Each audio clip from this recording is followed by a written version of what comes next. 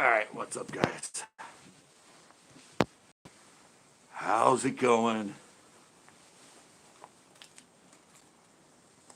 How's it going, everybody? I know. I know. But, I'm on my porch, so.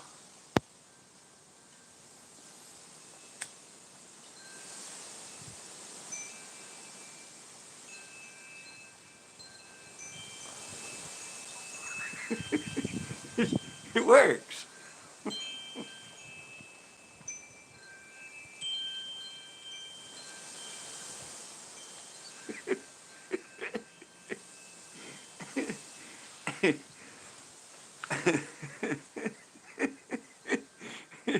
Hey, guys, what's up?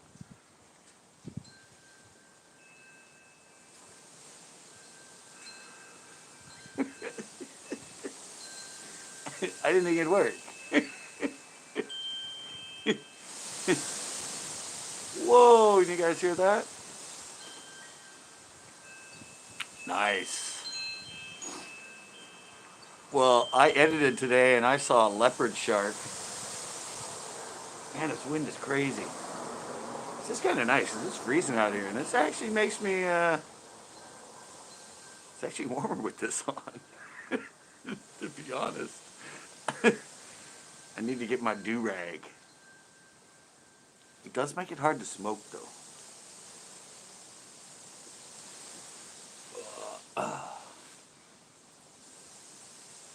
Yeah, but truth is, I have to wear that out now.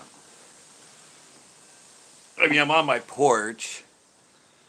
Steve C. 1994, what is up? Not much. Yeah. We now have to wear those anytime we go someplace. I'm scheduling videos and not seeing thumbnails. What?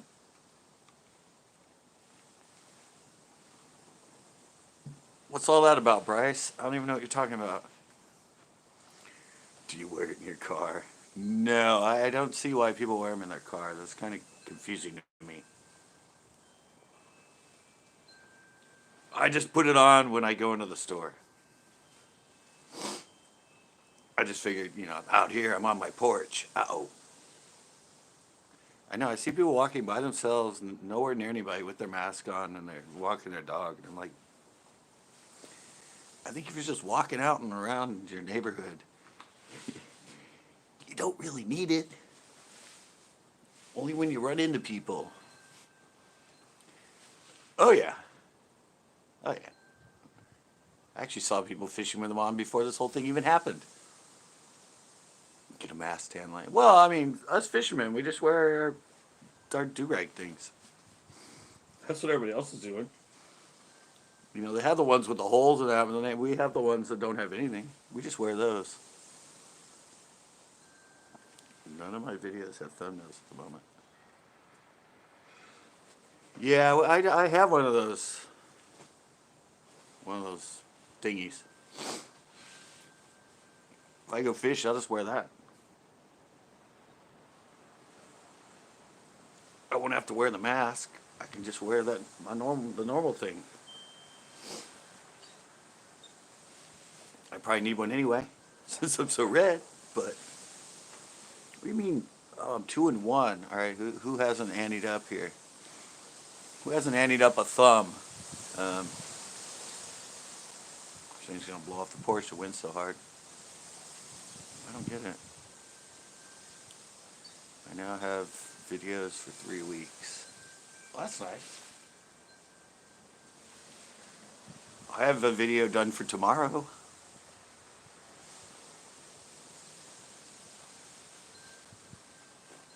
I'm not in it, but I have one for tomorrow.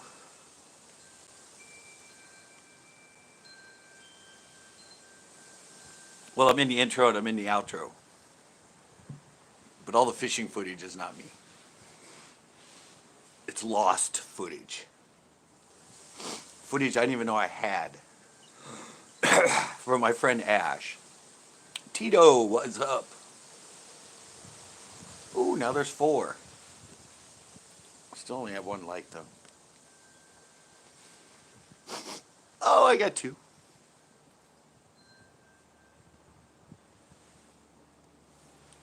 Oh. Yeah, what's up, Tito?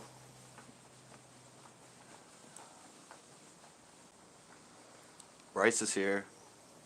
Bryce is here and he has no thumbnails.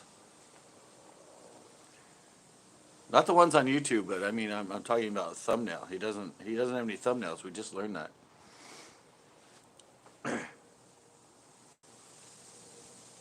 Or he was talking about actual thumbnails for video. I don't know. I'm gonna go shower. I smell. Nice. Thanks for the info there, Tanner.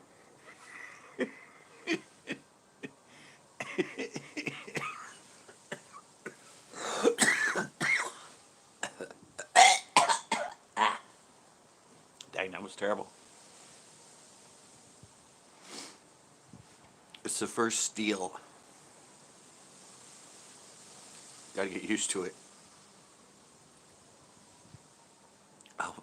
I'll be back one day. All right. It's true. Bryce has no thumbnails.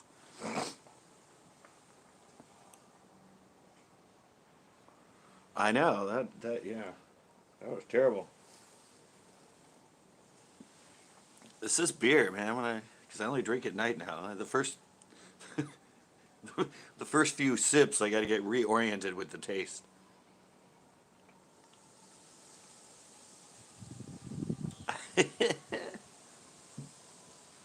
Well, yeah.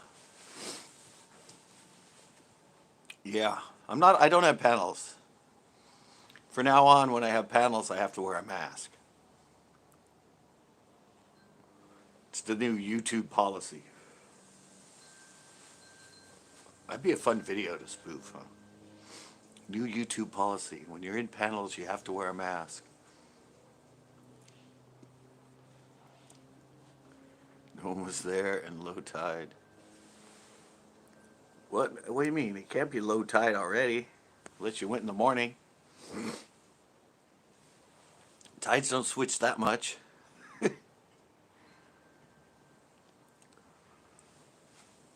You had to have gone early. You had to go early then.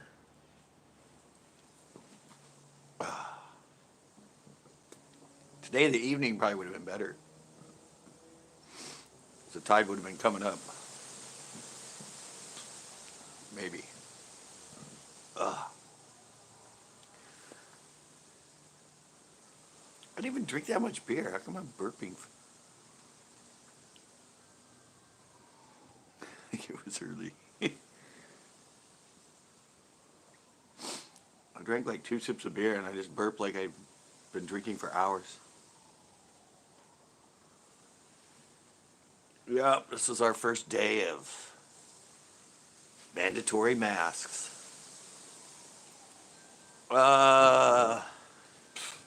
Safe and fine because she's not biting. Last time I went, I got one bite.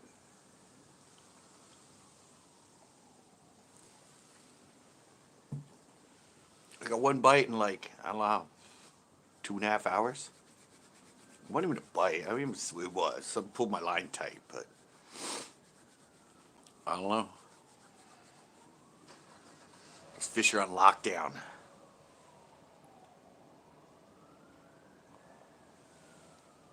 I'm pretty sure the fish are on lockdown because they ain't biting.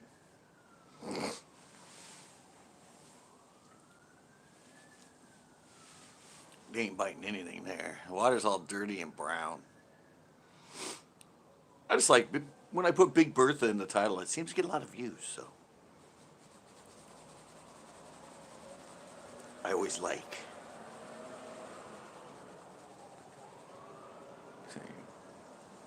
Yeah, it wasn't fun.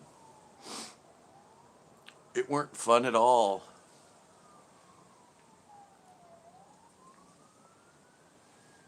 That's all right. The video I put up, what? The last fishing video at the lake, I didn't catch anything either. We were there for 6 hours. I got 2 bites, like, in the last like hour. It was horrible. Made for a good shoe, let me tell you. A really good shoe. You know, I'm thinking of, yeah, I think I'm going to ante up and pay the $500 for one of those Louis Vuitton masks. I mean, if I'm going to get a mask, it might as well be a designer.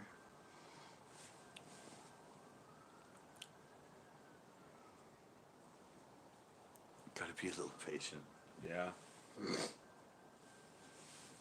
Gots to be patient. I don't know. I don't know how it's gonna be.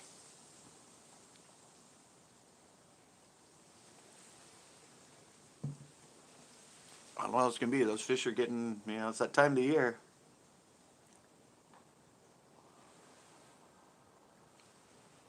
A lot of them are going into post spawn already, as we witnessed at UVS. They're just getting slow.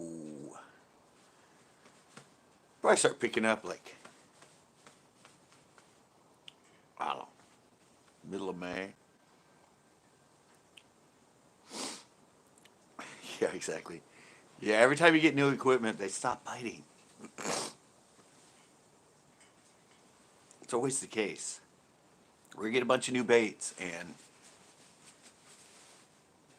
you go and you don't get a bite. And everybody complains about how slow it is.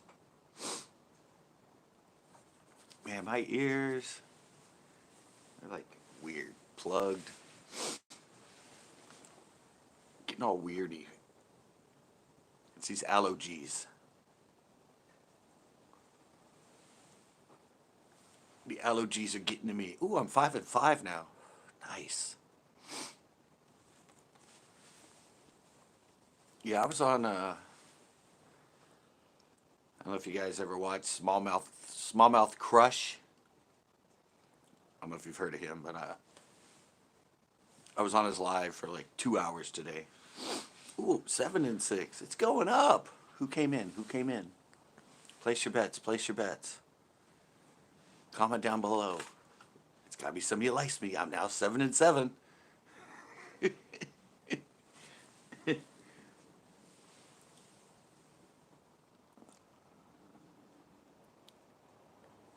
Yeah, exactly. You're the one. That's right. You're the one that did it. Hey, Schumann. It was Schumann.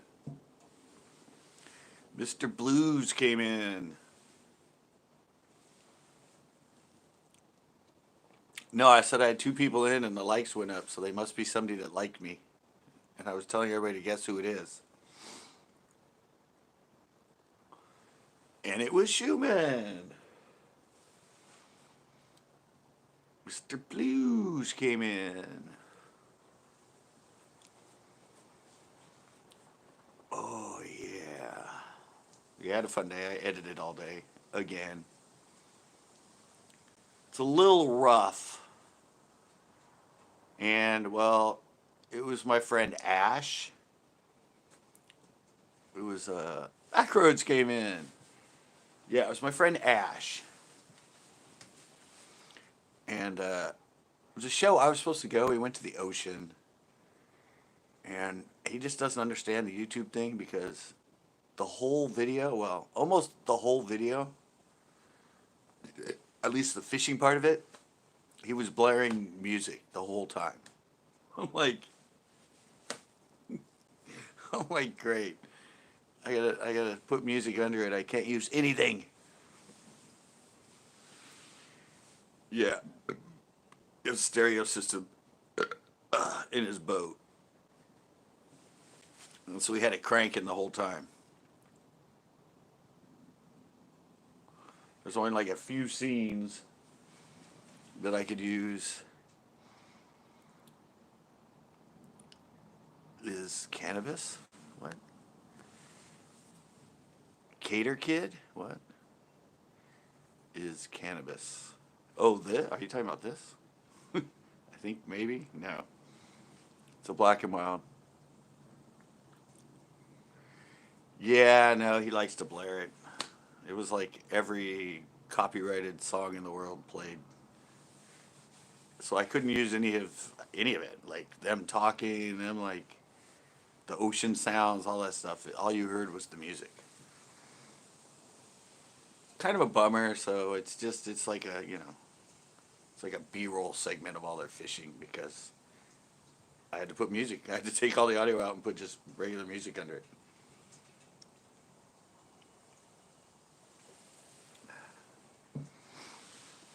I said it was lost footage. It was a footage. He didn't even tell me he filmed it.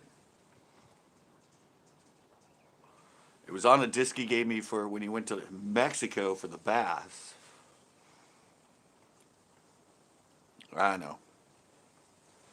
I know, but he likes to blare his music. Yeah, and I didn't even know. I was like, well, I kind of explained the video, but actually, I think I took that part out. But anyway, he got a hold of me. I had to help him because he has a great bass video. I'm going to be getting it soon. He went to Bacharach, and he caught like nines all day long. And he caught 3 double-digit bass in the footage he's sending me. It was from last October, but I had to tell him how to put it in the computer and transfer it because he wanted to have it saved before he sent me the disc. And then I got on and I tried to show him, and I saw his other one, and I scrolled through and I went, dude, what's this footage at the bottom of this? And I'm like watching, I'm like, dude, you're like catching a bunch of rockfish and stuff. He goes, well, I don't remember when that was. And I'm like, yeah, you're just like whacking them and you catch this. And he goes, oh, yeah, yeah. I filmed that? I'm like, yeah, I'm going to make that a show. He goes, yeah, oh, yeah, I remember that. Yeah, you should. It's been sitting on there for like 2 years. So I got a lost footage video.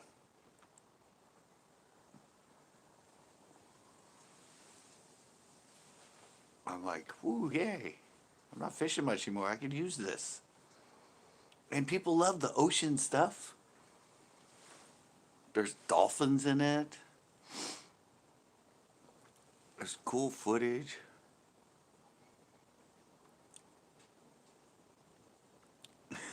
Yeah. Yeah. I got dinged. I got dinged by that at one of my lives at Pinot. I was fishing. I walked over next to a guy. I didn't think it was that loud enough, but yeah, I got home and I put in, it said copyright music detected, some like country song cannot be monetized. I'm like, oh, damn it. It picked it up. Yeah, that was a bummer. So I walked over by him and I didn't think it was going to be picked up on my mic that good, but yeah. So I got dinged. And now, I don't know if anybody else has this. I don't know if anybody else is monetized on here. But now I have to fill out the self-monetizing thing every time before I monetize. They have like a whole bunch of questions, so I have to It's supposedly to make it quicker, I guess. If most of my videos I say no to. No, it doesn't have swearing. No, it's not sensitive. No, it's not this. No, it's not that. There's like 9 questions. And I'm hoping, obviously, if you do it a much, go bring the bigger one. Slash roof, yeah. Yeah, let's just blare, yeah. Let's rock while we fish.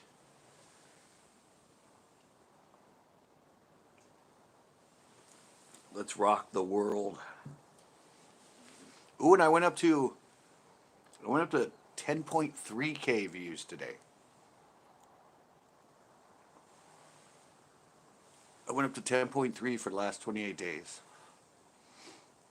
I think, well, I had a pretty good video one time, and I went up to 15K for 28 days. 15.4, I think.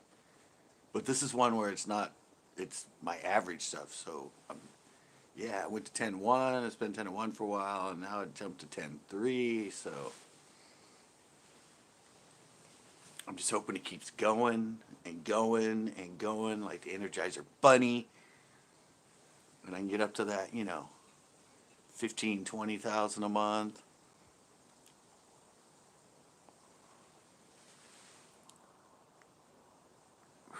Yeah, no, this is a separate thing, Bryce. Yeah, mine's that way too, Bryce, but this is separate now. Mine's still marked not for kids, but now there's a separate thing. And it's mandatory to get monetization. You have to go through and answer the questions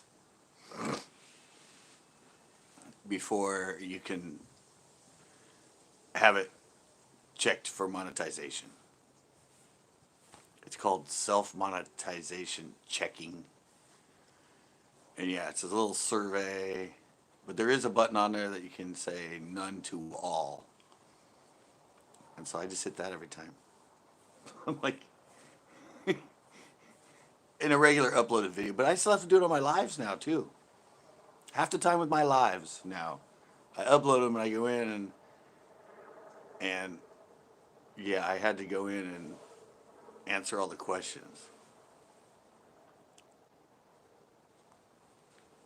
Oh, really? How many are there? Why do you think? Hello, what day is it, Corn? What day is it, Corn?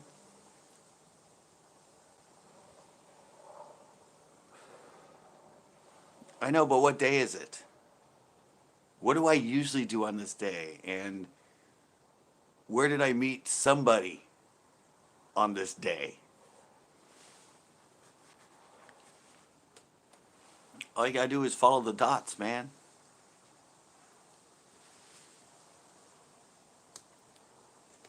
Haters. Thirsty Thursday. Yeah. No, remember I used to do human fishing. Did you see that video?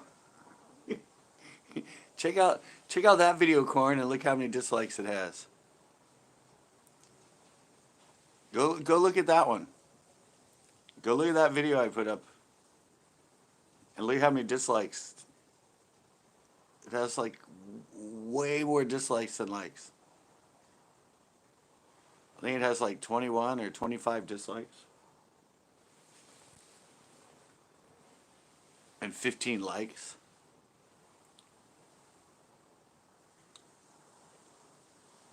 Yeah, but it didn't have that many at first. It didn't have that many at first. I think he went back and hit it up with every channel he has. Doesn't matter. It's likes, dislikes. It's still interaction. But yeah, he went back in and hit. Doom, doom, doom, doom, doom, doom, doom, doom, doom, doom, doom, doom, doom. I think it's like 41% likes.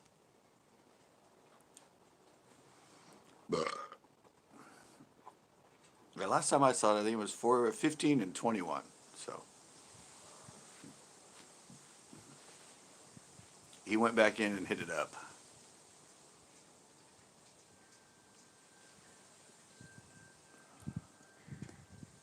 Blood X! Oh my God, I haven't seen Blood X in here in forever. What is up, Blood? Oh my God, Deadpool's in here too? Wow.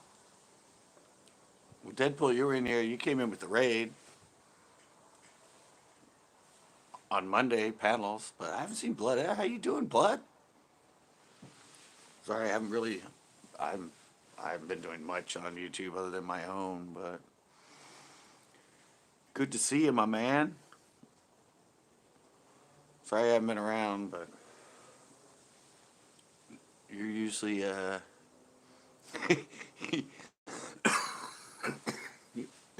usually live in like middle of the day and that when I'm like fishing or editing. Doomsday! Scotty the Pimp. Yeah, that's Mondays. Mondays I'm pimping. Hello, you're both my heroes. Blood X and Deadpool are my heroes.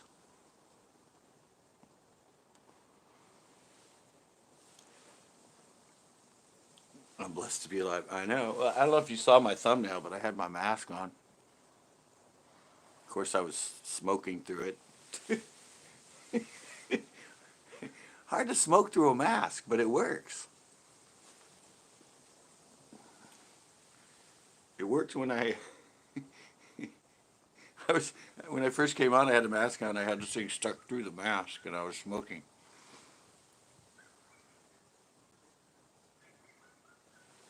Masks are not the good thing for smokers. A fat crippled guy is your hero.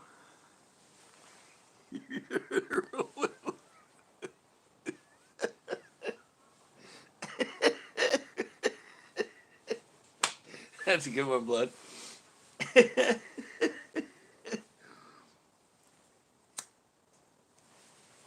Hey, he supports the crippled.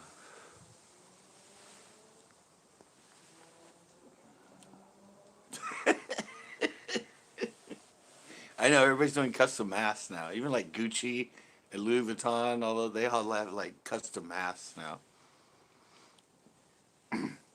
How old are you, Blood? I don't know if you want to say, but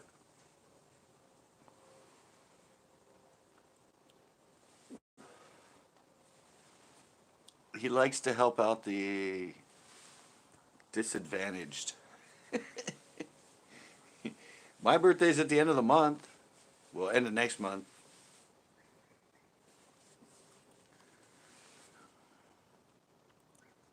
Oh, no, you're not. I'm older than you. Next month, Blood, I'll be turning 54.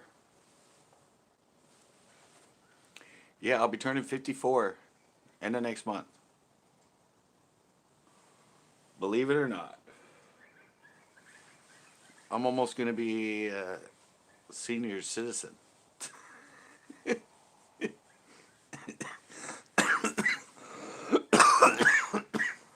I'm 1 year away from senior citizenship.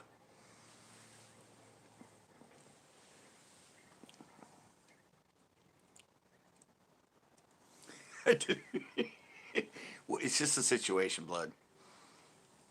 Don't take it the wrong way.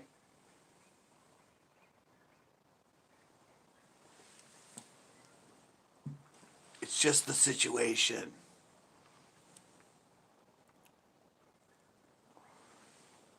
I remember I was still skating pretty good at 46. Now at 54, I'm scared to fall down. Gravity got like 10 times stronger between like 50 and 54. I know I didn't get that much fatter, but when I fall, it feels like I gained 200 pounds. It's a lot harder thud nowadays.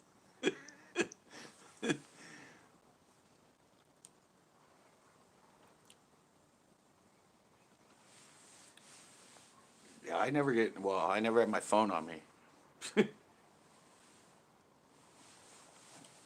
I never have my phone on me, and my the computer I'm on doing my editing and everything isn't online. So I don't hardly ever get notifications because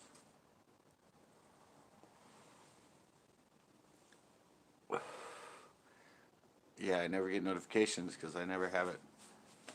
If I do happen to have it on, mine work because if I actually have it on in the background, because I just like forgot to turn the phone off and it's sitting in my room, I hear like diddly, diddly, diddly. I'm like, are those all notifications? Damn, that's annoying.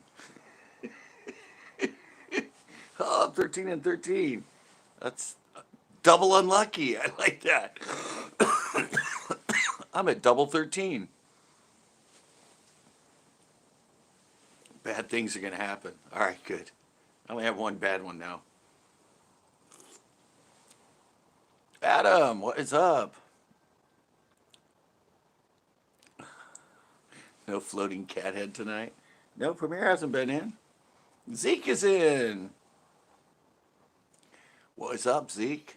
Oh, Blood, did you notice I got, well, you've probably seen the banners. They finally allowed me to do memberships. I don't know why, but they finally let me do them.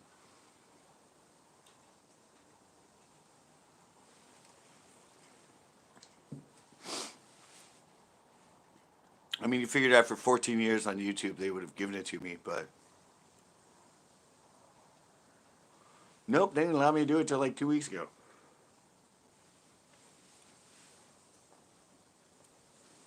Yeah, I just got a notification that says, congratulations. You are now allowed to do memberships. I'm like, well, finally? I'm such an old grandpa on here. Shouldn't you given that to me the second you started them? Like, oh, remember that guy that's been on here before we even started YouTube? Maybe we should test it with him. He's known about us before anybody's known about us.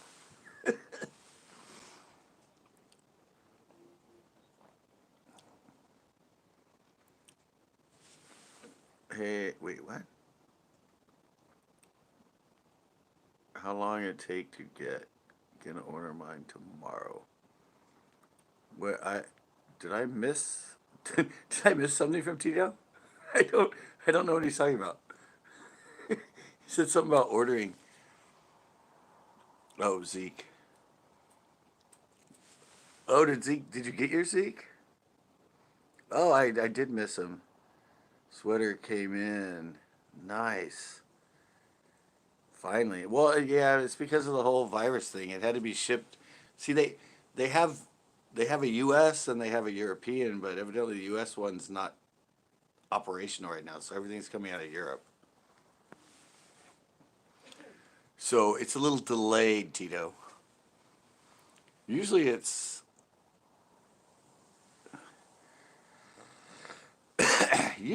I mean they're made to order, so usually it's like 2 weeks, or you can get expedited, which is like a week or something.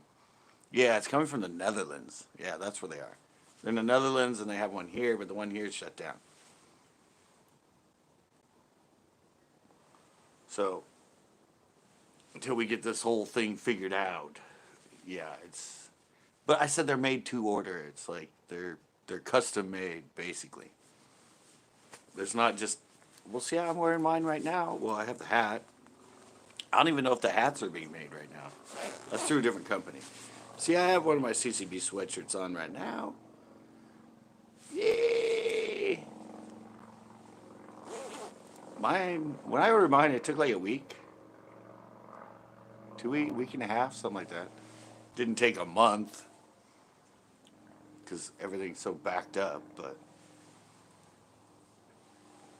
gotta remember shipping now. I mean, most stuff that people are ordering is stuff that's sitting in a warehouse that's already been made.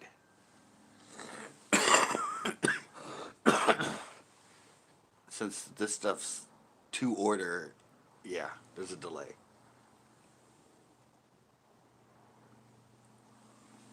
But it's one-offs. I mean, I don't think anybody else has ordered this sweatshirt from me, so I'm the only one that has it. And I only have 3 of these hats for sale. I bought one as a sample, but at the moment there's only 3 for sale. It's because it's through eBay, and I don't have enough feedback and positives to upload more than 5 things a month, I guess.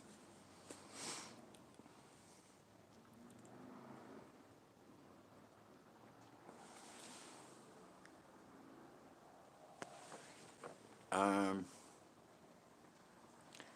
I did fish. The very first FLW I did, we launched out of Stockton. I know Stockton and Sacramento kind of close, right? But I think isn't Discovery Island or Discovery thing on the Delta? Isn't that in Sacramento? Kind of close. Oh, they're 45 minutes away from each other. All right. Then, then no.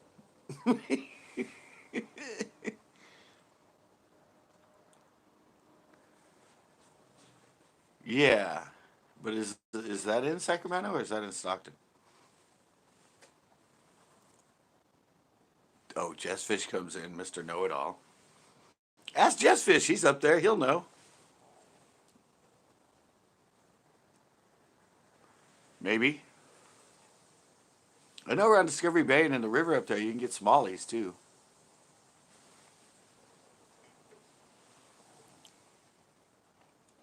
Discovery. Yeah, but isn't that in Sacramento?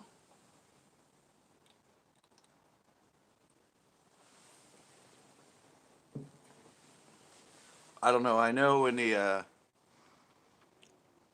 American Shadow running heavy.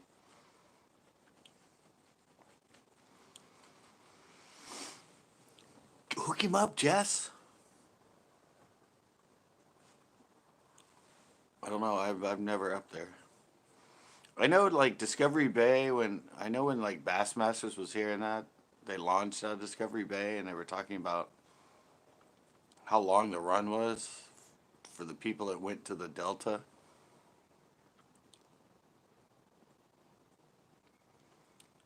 It's not in Oakley, is it? No, it's not. Discovery Bay is not Oakley. Bethel Island's Oakley. Because Bassmasters launched out of Discovery Bay, and they said it took some of them like a 2 hour run to get to the Delta, downriver.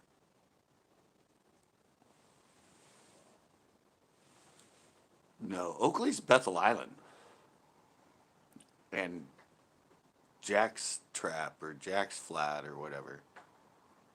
No, Discovery Bay is up the river.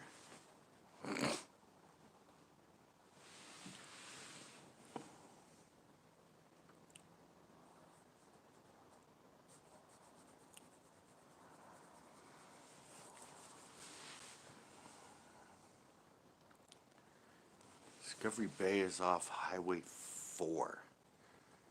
But evidently it's like a couple hours from the Delta, at least boat wise.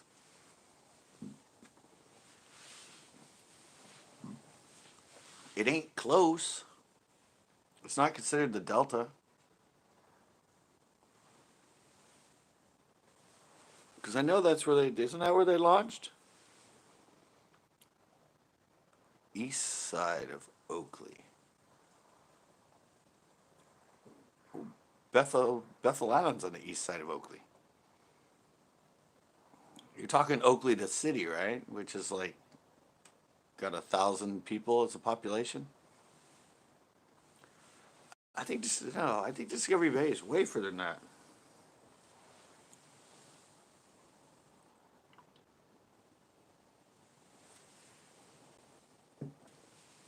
Maybe I'm thinking of the wrong place, but wherever they launch for the Bassmaster when they come here,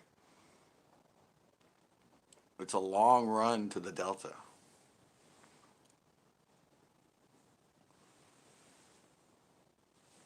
Because they talked about some people would stay in the river and fish southeast of Frank's Jacks. Go there all the time.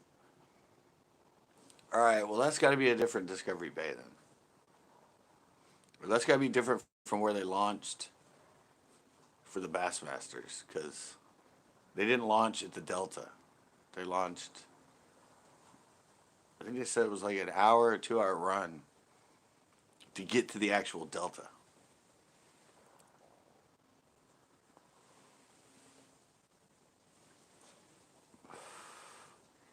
East, now yeah, I know, yeah, is it? I know all those places around Frank's track.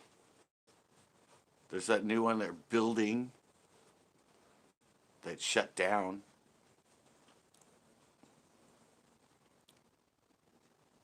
Discovery Park. There we go. All right, not Discovery Bay, Discovery Park. Well, I had the Discovery right. There we go. See? I was right. I just had Park instead of Bay. So there you go, Zeke. Discovery Park in Sacramento. That's where they launched out of.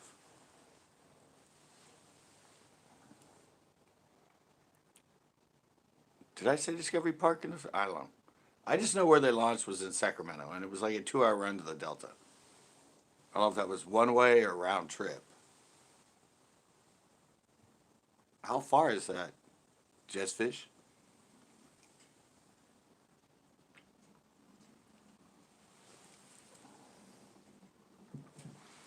Because I know my very first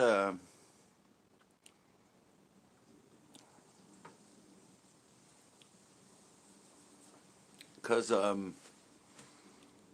I know we launched out of Stockton.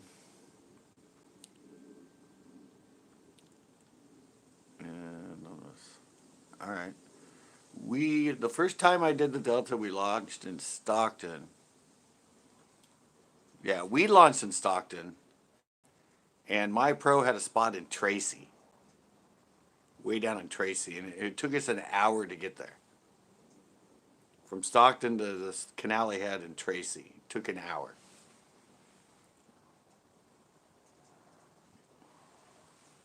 That was our first run. My first day. That's how far we went.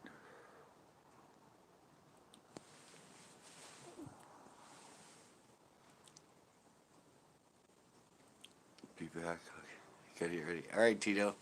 Yeah, yeah. I just remember that because I watched because they only come here like once every 5 years, Bassmaster to the Delta and Clear Lake and that, and I watched that one and they said Grant Line Canal. I don't know. Yeah, it was just canal, and the canal had like canals that went off the side and all dead ended, and he had one little spot because he was from Arizona, and his friend hooked him up, and he had one little spot way down there.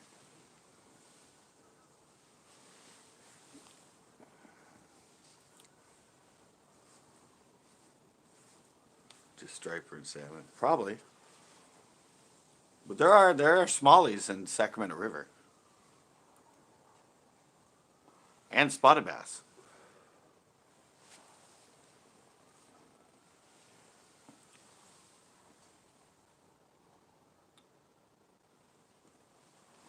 But I just remember that when I watched it and they said,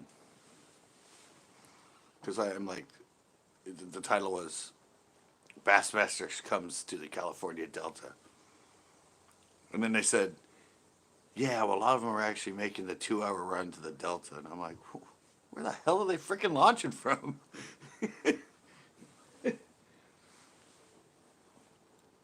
What? They said the California Delta, yeah, it's a 2-hour run to the California Delta? But yeah, they're Discovery Park, and that's up the river, I guess.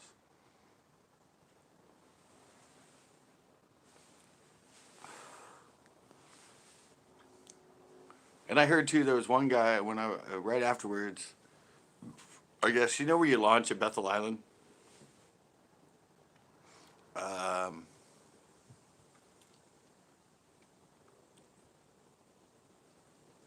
yeah, somebody made the run all the way, and they were actually.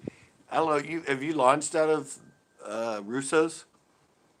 Because you're there at Russo's, and there's the boathouse, and then there's that little canal between the boathouse and shore, right next to the launch. That little one of the pros was in one of the slips, and he was flipping into that little canal.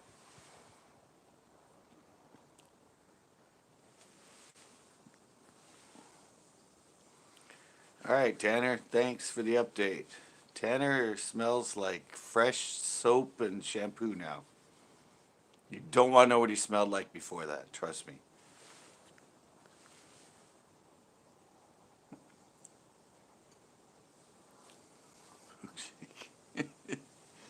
Yeah, I don't know. Just go somewhere. I've never fished Folsom. I've been there. I've just never fished Folsom. So I know it's got spots, right? You smell like burnt plastic. I smell like bass and bugs and sunburn. Yeah, Folsom has good spots in it, right? Yeah, it's close to boating.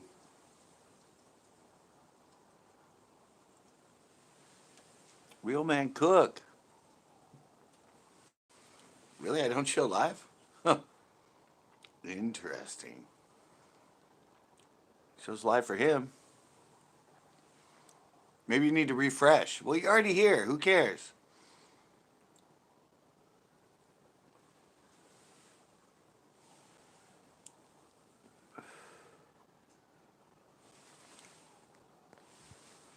Uh, oh, okay. So you already know it's open. Now you just got to figure out where you can get to it. You obviously can't park inside.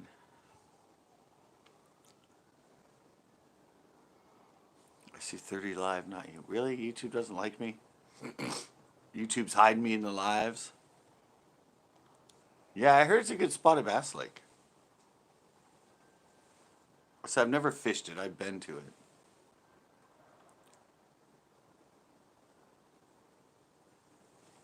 Nice. If you would have thrown some other bait, he probably would have eaten it.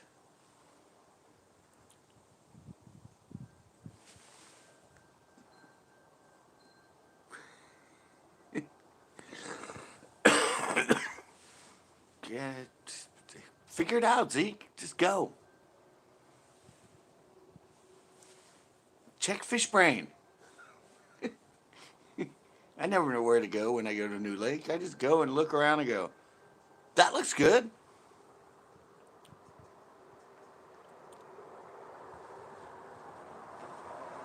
Only shows 3 notifications per day of your post.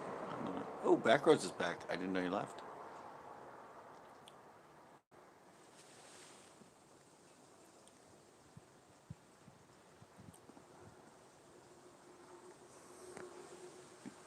Did you? No, this is my first post today.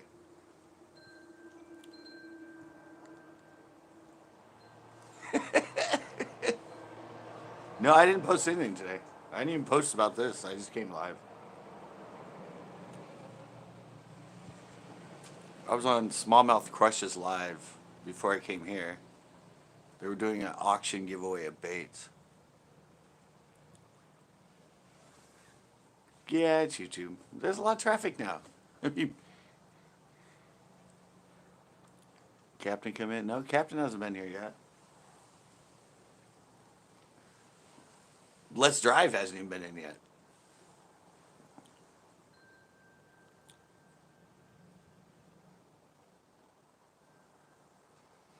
There you go. Always good to have somebody with you in these days of social distancing. Don't want to go alone. You want a friend there to share the experience.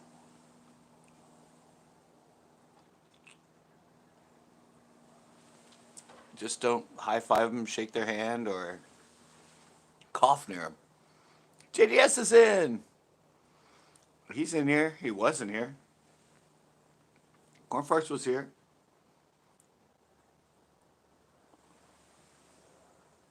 Don't know if he's still here, but yeah, Corn came in. Right into there at the beginning. I must be jail again. No, he's here. He's been here. 831, that's our area code. Ryan Brown, what is up? Yeah. 831 is the area code for Monterey County. That's what the 831 is. It's kind of like 90210, but that's a zip code. Noah, man, come in. Nope, Noah hasn't been on yet. 209 all day. 8:01. Now you're getting it, Tanner. Now you're up with the hip numbers. Back in the day, it was zip code.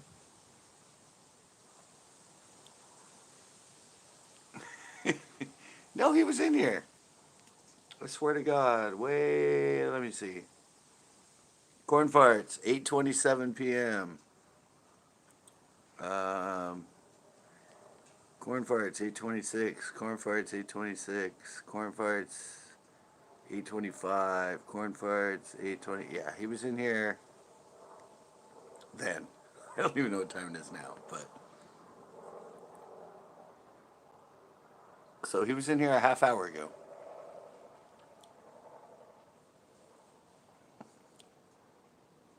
What did he say? His phone died. 4:20. Shh.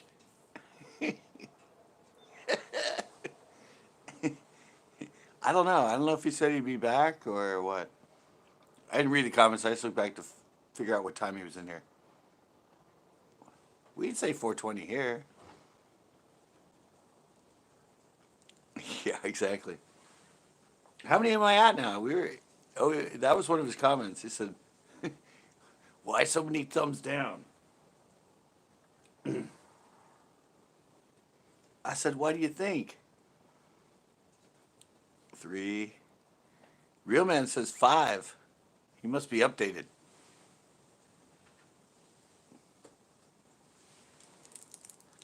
Real man 14. Probably. The show about him. The show about him has, well, our Thursday night guy. Spread by farts. No, I didn't hear that.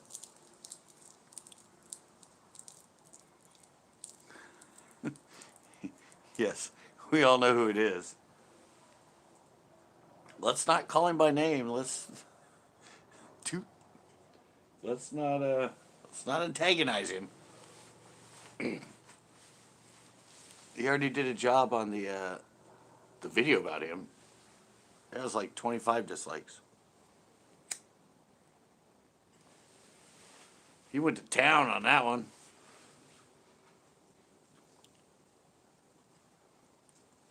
Yeah. You got to have it first, Zeke. I know, they all count. Doesn't matter. It's still interaction. That's what they don't understand, real man. It's like, you're helping me, dude. You think you're not helping me, but you're helping me.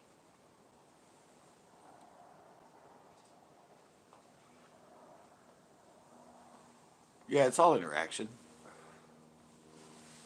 Well, like I said, I have a video that has 5,000 views and it has like 115 dislikes and like 30 likes. And it's still got 5,000 views. I know. He wants to flex his little muscles.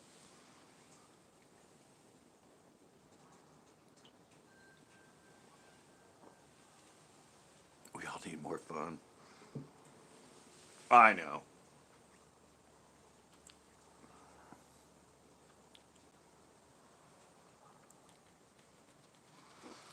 Yeah, I used to hate that. When I worked at Marshall's, yeah, when I closed 10 o'clock, and in summer we closed at 11.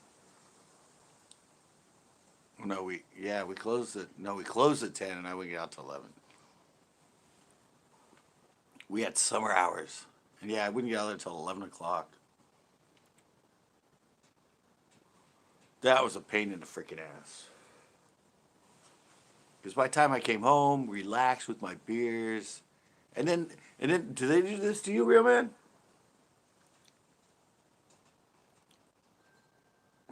The Cookie Monster get you. And in my place, they would do it. Always a crazy cat lady. Mine, they would always have me close, and then they'd have me open the next day. I hated that. I'm all, really? You have me closing, then you have me coming in at like 9 in the morning? And I don't get home till 11 p.m. And then I'm up till like 2. And then you want me there at 9? If you want me to be more joyful and cool and upbeat, have me close and have me come in at like 2 or 3. Don't have me there in the morning.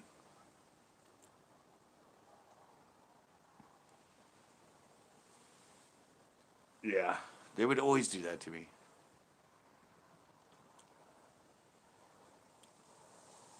Yeah, they would always do that. I'm like, this would be my schedule. Like 10 o'clock till 6, and then another one like 10 till 6, and then suddenly one day a week I'm closing, and then the next day is like 9. And then like the only one closing shift I had always had an early shift the next day.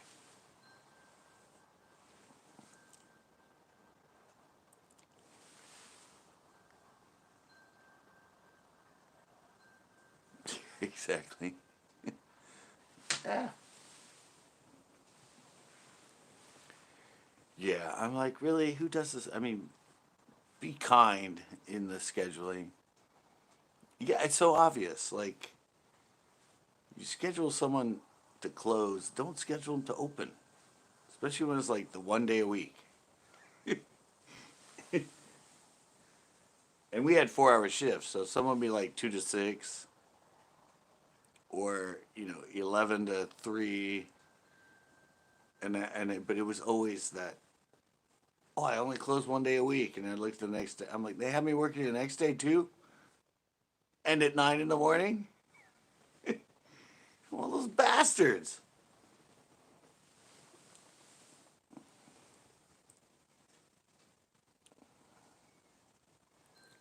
Cat ladies.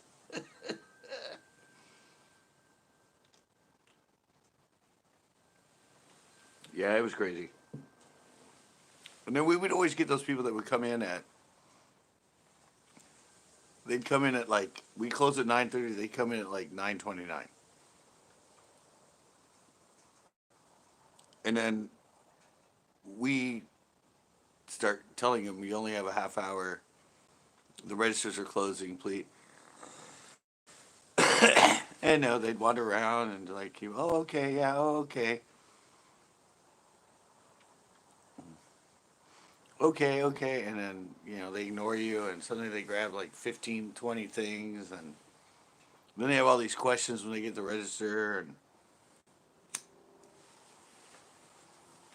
or we'd have the people that would come in at like 8 o'clock, knowing we close at 9:30, and have like 3 carts of stuff.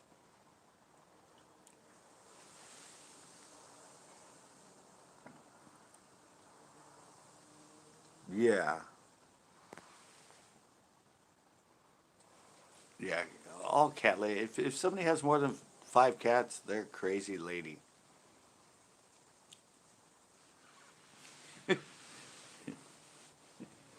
Yeah, and then we always had people that would always come in before we close.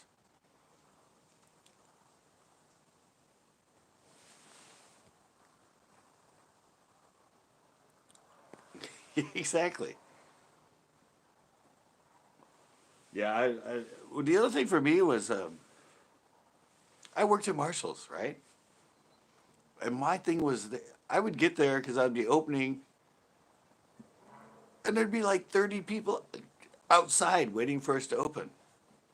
I'm like, what is so important or not important in your life that getting to Marshalls when they open and being the first one in is important? Oh my God. Ah, it's getting warm out and there's all these waiting for the food deal. No, it's like there's not, we don't have sales at Marshalls. It's the same thing every day. Why, why do they have to be there when we're opening?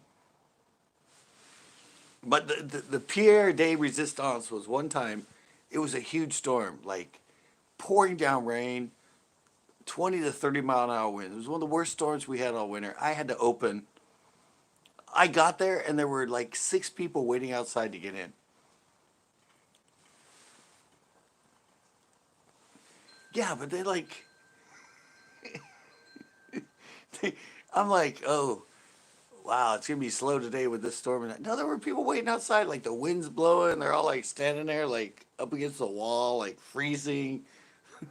I mean, we had an overhang, but it's just blowing down wind. And I came up, I'm like, what the hell?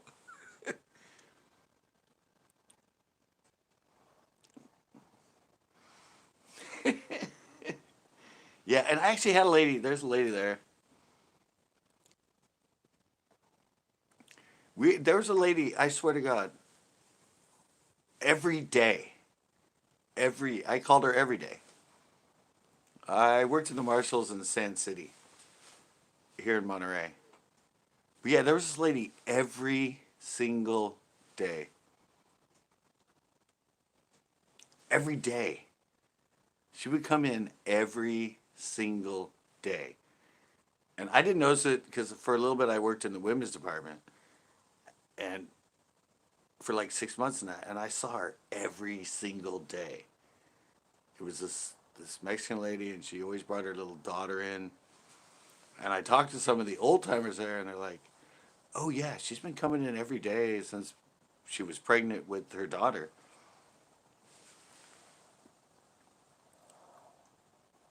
Love the seals. Thank you, Spitfire. And I'm like, really? She's been here every day for like, because her daughter was like 3. Well, she comes in here every single day for the last 4 years.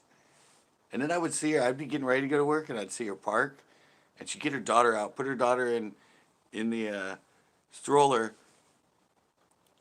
and she would go running. Like I guess she was late, like didn't have much time, and I would see her run from the parking lot to go inside, and she always went through the clearance rack, and we only put new stuff in the clearance rack. They like rotate around the store. So the women's clearance rack, they only redo stuff like once a week in that. And every day, and I'd see her going through the clearance rack. I'm like, do you realize that there's nothing new in there yet? there's, you're looking at the same shit. and and not only that, every day, right? And half the time she'd only buy one thing.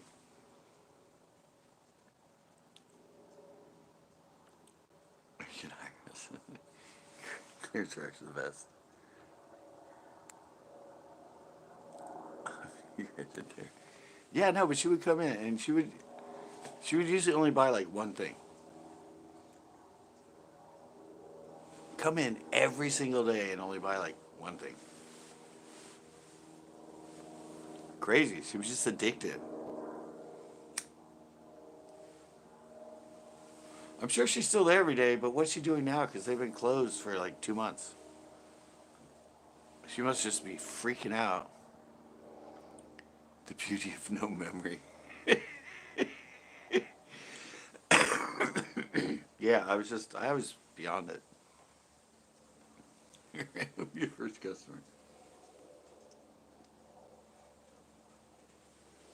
Yeah, that really opened me up to the how insane people are about shopping. But they have to be in there all the time. I know. I don't know what she's doing now. She's got to be freaking out.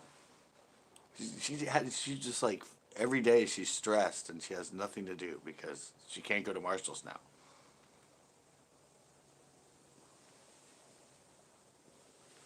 She's like probably has high blood pressure now. She's probably suffering from anxiety disorder and everything else because she can't go to Marshall's every day.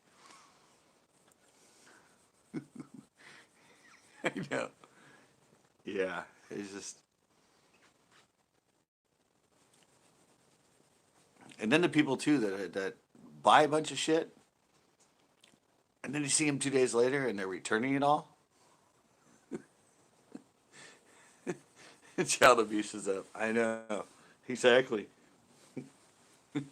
Child abuse and domestic violence has been up for the last 2 months.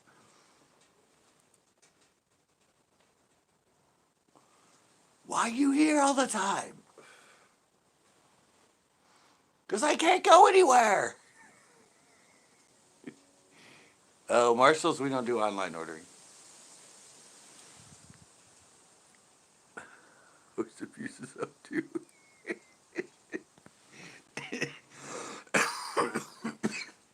No shopping therapy.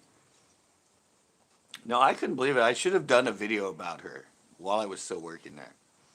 I should have just carried my little camera in my pocket and done a little like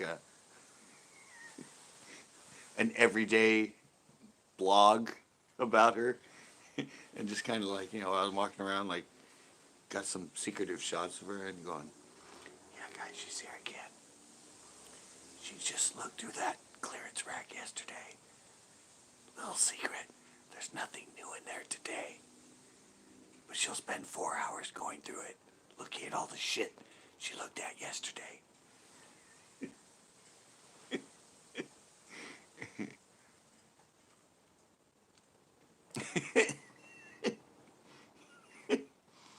You'd think if she'd been going every day for 4 years. I mean, yeah, we get new shipments every day.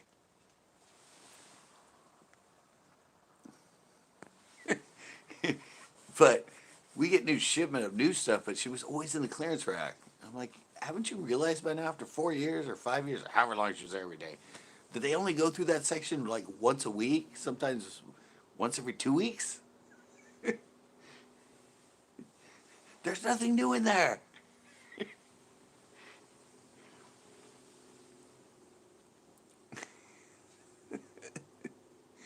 Clearance girl. I know.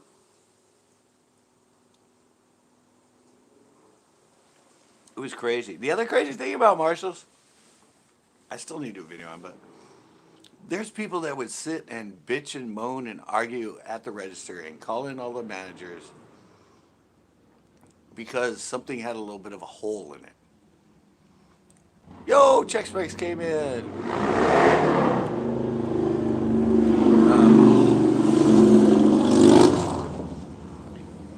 And seriously, guys, they would bitch and moan for like 30 minutes to get $1 off what they were buying. Is it really worth arguing for that long and calling in the higher up manager and the higher up manager just to get an extra dollar off of something? Like, really? Do you have nothing better to do than to argue and bitch and moan for $1? It was just it's unbelievable there. And the other thing is, Spitfire, hell yeah, yeah, it's worth it just so you feel like you won. Yes, yes, I won. They took $1 off. Call the manager. I need my friskies. Exactly. Probably the same thing. Yeah, you do it. And the other thing is, and this happened. This is really funny. This always happens around. You guys got me going on this Marshall stories. This always happens around graduation. They will come in there, and they will buy like a suit jacket and pants and shirt and shoes for their kid. Then they'll come back and try and return it. And you can tell it's been worn. Sometimes it even had like a food stain on it. And I'm like, dude, this has been worn. And they're like, no, it hasn't. I'm like, well, there's food stain on it right here. It's like, well, that was on when we bought it. I'm like, you take the shoes, you turn them over, and they got like grass stains on them. You're like, there's grass stains on those shoes. And they're like, oh, no, that's the way we bought it. It's like, oh, really? How old's your kid? Oh, well, he just graduated from high school. Uh-huh. And you're returning a suit, a white shirt, a tie, suit pants, dress shoes.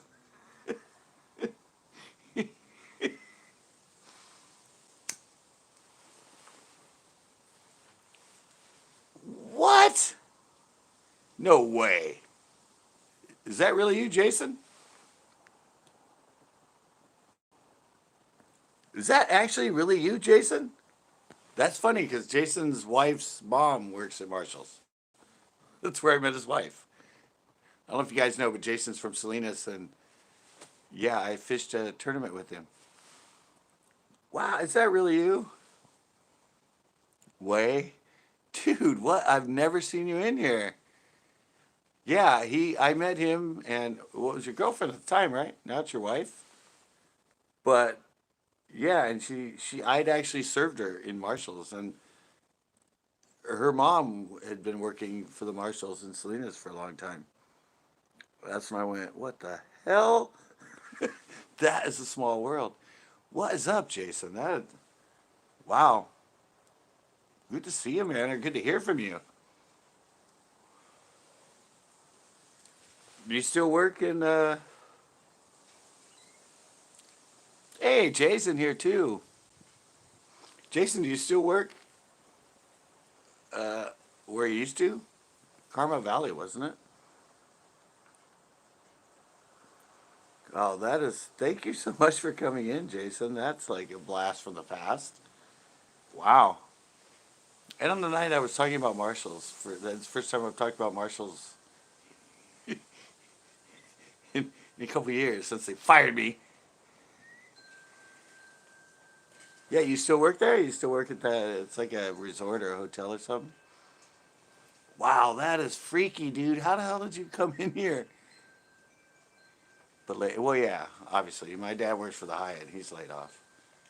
Wow, that is freaky, Jay. I like. What are the odds of that? You come in on a night I'm talking about Marshalls. And I haven't worked there for 2 years, and that was where I knew your wife. Wow, he found you.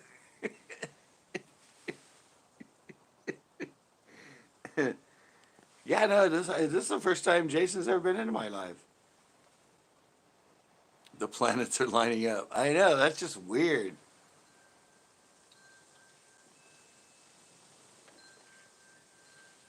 That is. Hey, Big Worm's in here too. Nice.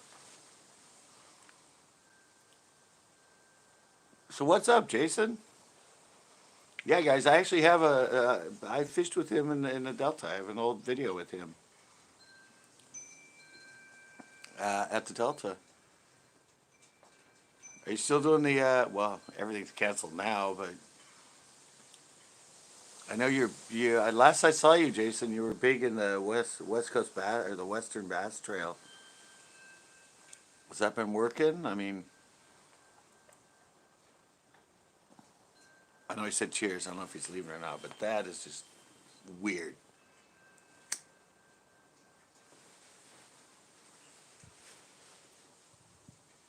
What? What do you mean just fishing off the beach? Oh, because everything's shut down, right? What beach do you fish, Jason? Striper hitting like crazy here, I hear.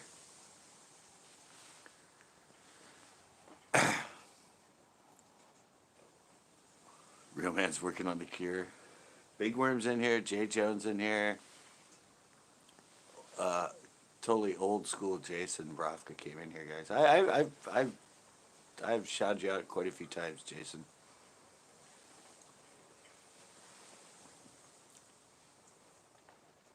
Really? You went for him last night? Nothing? I haven't been. I've just heard that. I don't know. I was live at the pier yesterday, and Doomsday is like, dude, right behind you on the beach. Stripers are going nuts.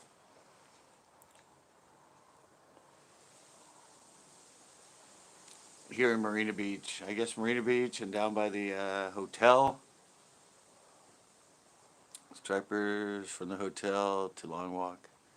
Wow, I didn't know you came over here and fished for those, Jason. Dude, let's hook up. We go fishing really good. I didn't know you came over here and fished the beach, Jason. I'd totally love to hook up and go down there.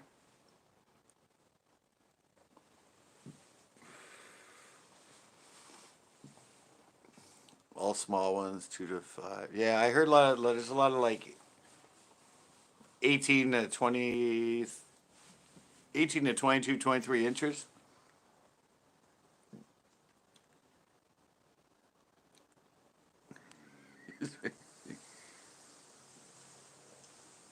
Or you fish everything? Do you go down? I know. Well, me too. But do you do the surf perch and stuff too? Oh, your friend caught 5 at Moss Landing. So did you get them, Jason? Oh, you said you got all small ones. Did you ever do the pier, Jason? Did you ever hit up the Coast Guard pier for the rockfish? They're a lot of fun, man. There's smallies of the sea. I was just there yesterday on a live.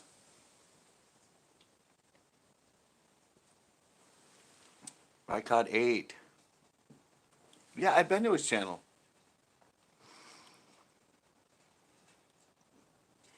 Yeah, I've been to his channel. I haven't been to it in a while.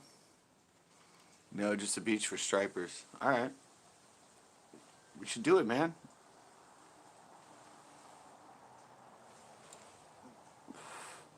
Can I tell him the story about your bedfish, Jason? I've, I've told the story before. Oh, really? She's a bartender. She worked with you, Jason? In front of the hotel. I've never fished there. I've only fished Marina Beach. And I fished Long Walk a couple times, but I usually just fish Marina Beach for the striper. And not very often.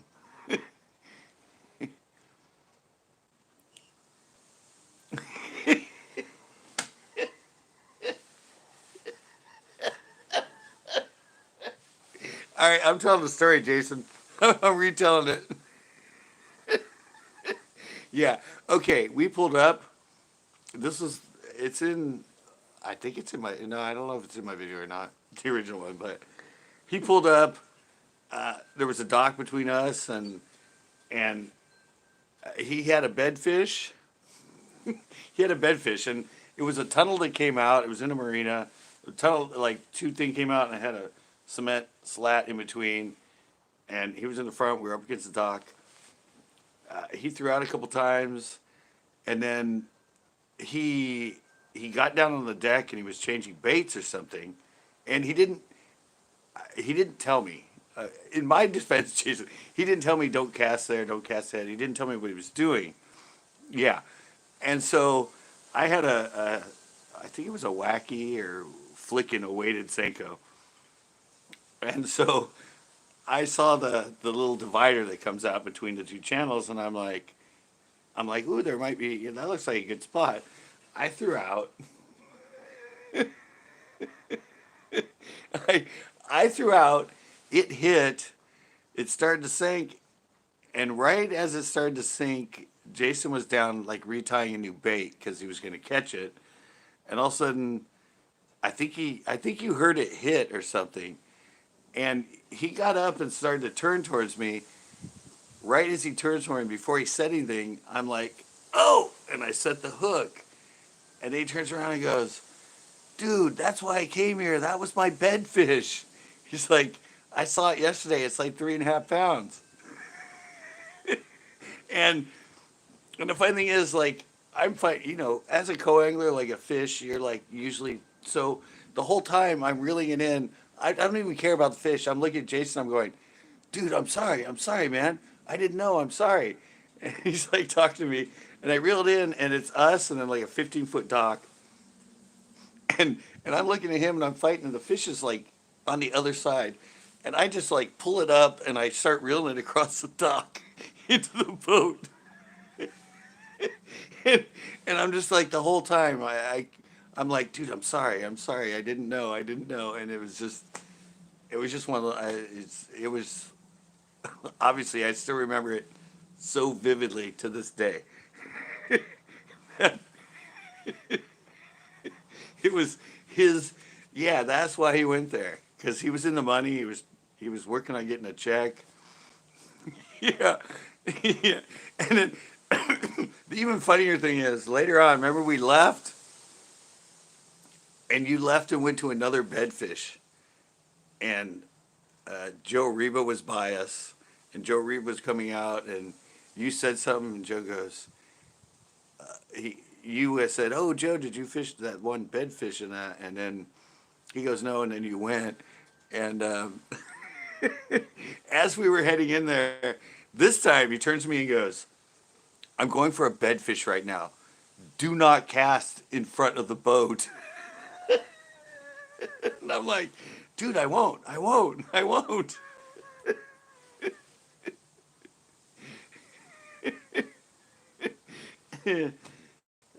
That's how I know Jason. That was, and that, I mean, I found out he was from Salinas. I had no idea he was from Salinas at the time, but yeah, I'm like, but this time he made a point because he didn't tell me last time. That's why I made that cast. And backwards, you still made a check though, Jason, right? He still cashed a check. It was just that's I've told that story. I told it on my one of my storytelling Tuesdays on my live.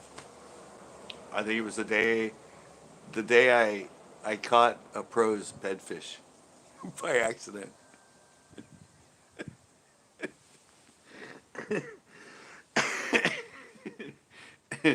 That's funny.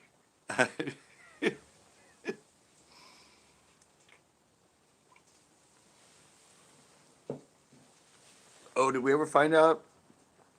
Did we ever find out if Jason remembers Zeke's girlfriend? Because you said you've worked together before.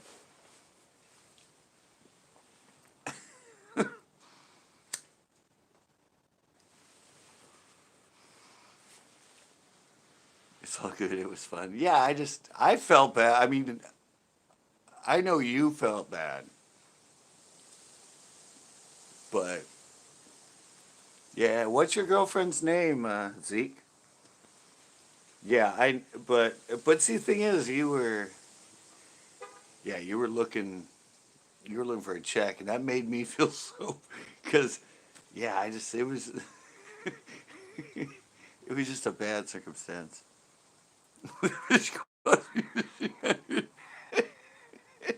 No, you cast a check that year. You still made the money. I do remember netting your 6 pounder on the Alabama rig, though. I still remember all that. Bartender at the clubhouse. There we go. Yeah. There you go, Jason. Audrey at the, is that what it's called? The clubhouse?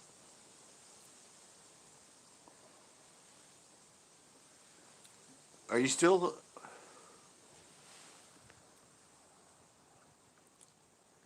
against the rules against the fish? Yeah, I couldn't say it. Sorry, here. Take your fish. Wait, what? Oh, he said, oh, it was real man who said her name was Audrey. No, it's Christy. Oh, yeah, I remember. Look at that. That is so weird. Not only do you come on here on such a random night, but all of a sudden Jason's in here and one of my normal loyal viewers has a relationship with Jason at the place he works in Carmen. Wow. Small world.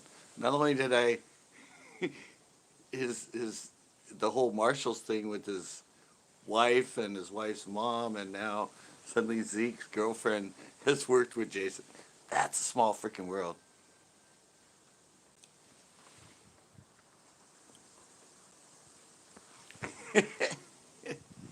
Wow. Thank you so much for popping in, Jason. That's bringing back that I got, yeah. That's great, man. Can't believe you've been over here fishing the beach too. I was thinking about going down there. I might have randomly ran into you down there. That would have been weird. Hey, Tanner. Tanner. Tanner, mind yourself.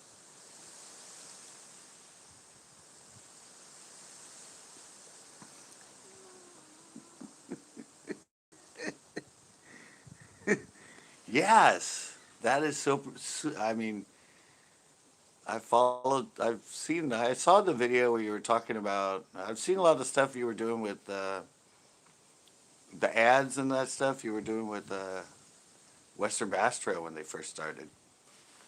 I saw you doing that stuff.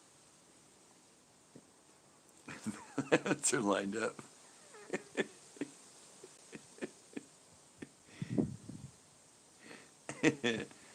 Wow, that is so cool, Jason. Means a total, I mean, Tanner. He's a youngin, Jason.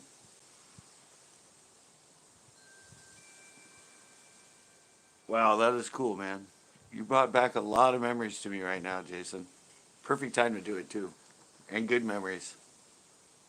You busted me. Wow, when you were just there a couple days ago fishing? I've never fished down there in front of the. Never fished in front of the hotel. I've never been down there. I've never fished at what's the other one they call it? By Costco. What's that road called? Tioga. I never fished Tioga either. I fished behind Marshall's, but Tioga you have to go around that rock to get to the other side. What do you catch them on down there? Swim baits?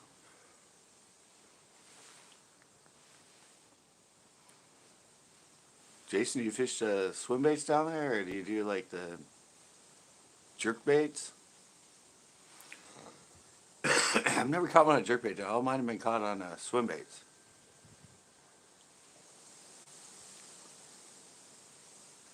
See, Senkos. I never fished this.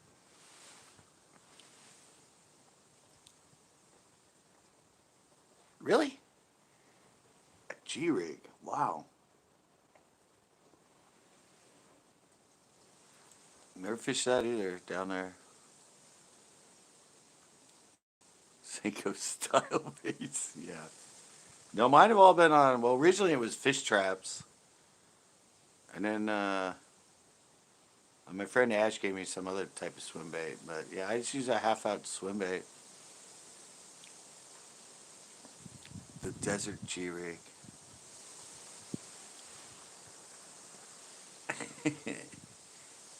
What's a G rig? Well, there you go. Now you got some information to spread, Jason. Zeke wants to know what a G rig is.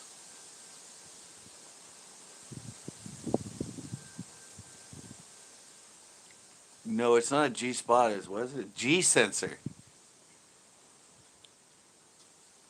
All right, Jason.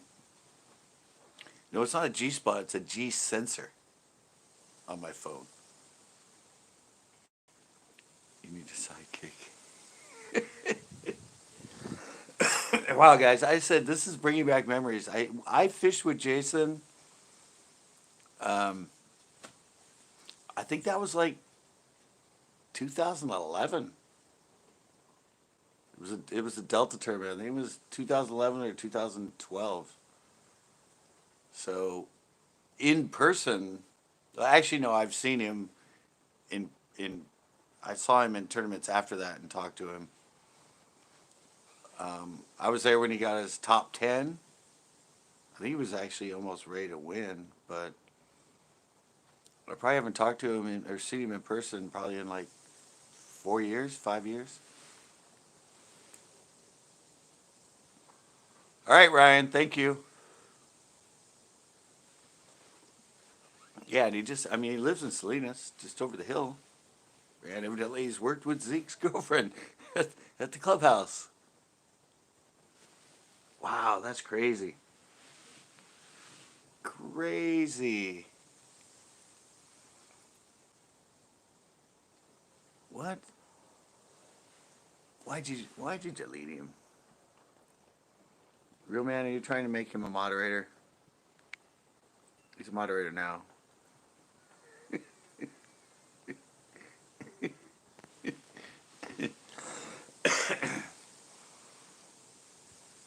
Yeah, he'll come back. He come back on. He'll tell you what a G rig is.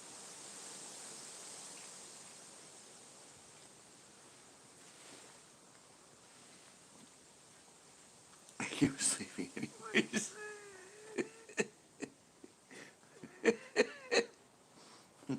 When he comes back, he's a moderator now.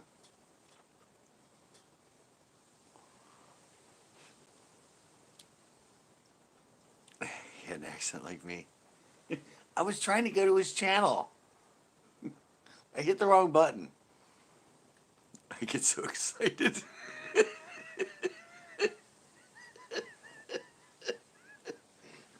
I miss Tuesday nights and initiations. Oops.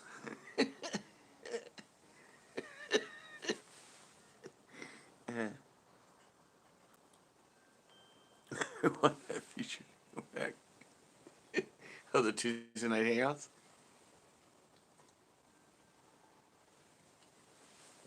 We just had to take a break. It got a little out of hand. It got a little out of hand on Tuesdays.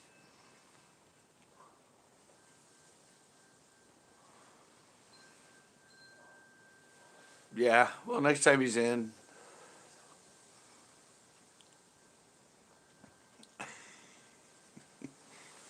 Does he have a big channel?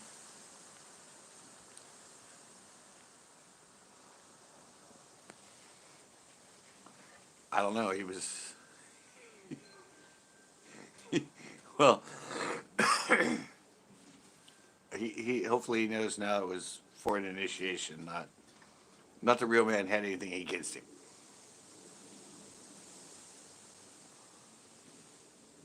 And like you said, he was leaving anyway, so he probably didn't type after that, so he doesn't even know what happened. So that's good.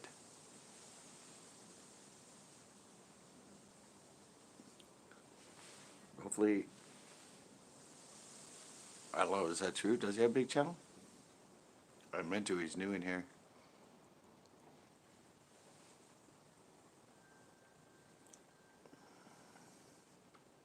Oh, he's at 3.8? Good.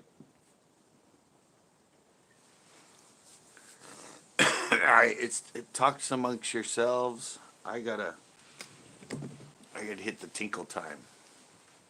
Be right back.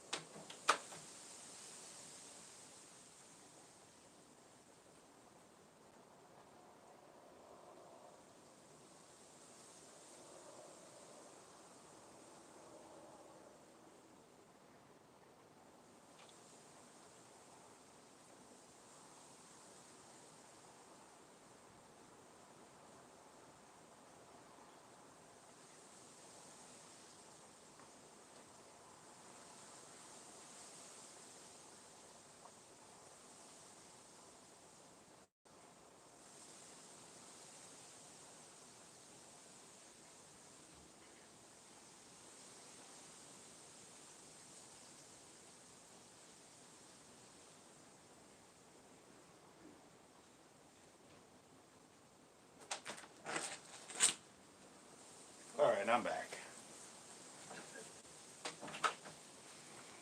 I done made it back. Oh, we only lost one person. Talk, talk, talk. All right, Jason's back. All right, Jason. Uh, talk about the G rig. Zeke wants to know what a G rig is.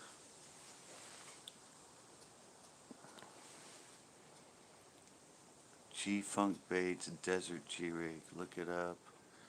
The topwater bait has started. Oh, it's a topwater bait. Zeke, I didn't actually know what it was either. But it's a topwater bait, really?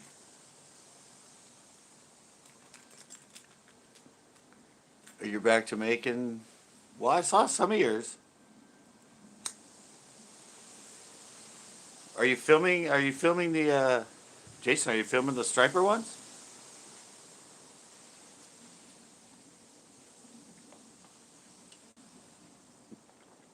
No, it's an umbrella rig. That's why. Well, I was thinking it was an umbrella rig. So it is. That's that. My thought was it was an umbrella rig.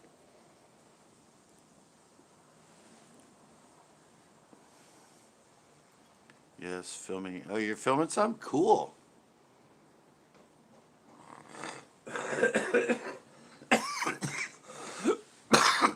I'm definitely gonna have to check it out then, Jason.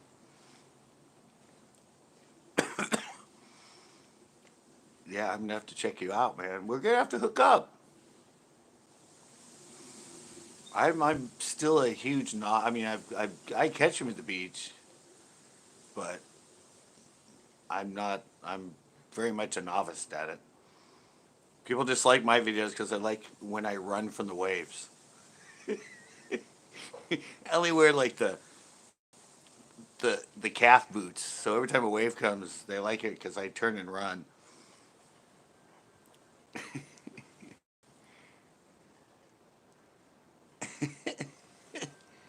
Yeah, I'd love to. I mean,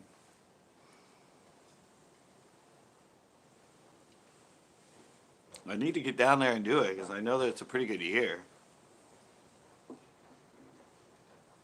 By the amount of people I hear that are catching them, it sounds like it's a good year for them.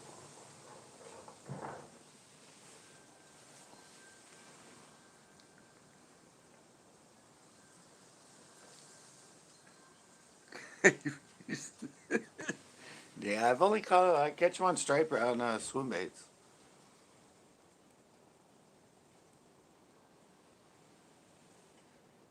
Yeah, it'd definitely be a reunion. I said I have that old school tournament diary with Jason. No hack cam. It was just update style.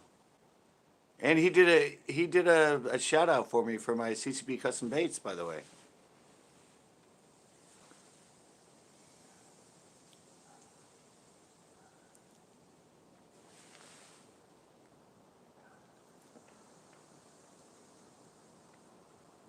Yeah, dude, I'd love to. Yeah, I still have CentralCoastBass.com. My email is bass at CentralCoastBass.com.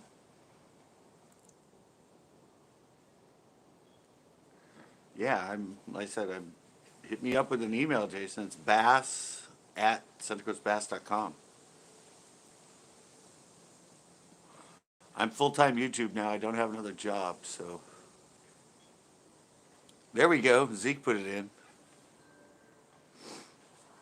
Yeah, since I got fired from Marshalls. I've been full time YouTube. So I do a live 5 days a week, and I upload 3 days a week. So I have videos 8 days a week.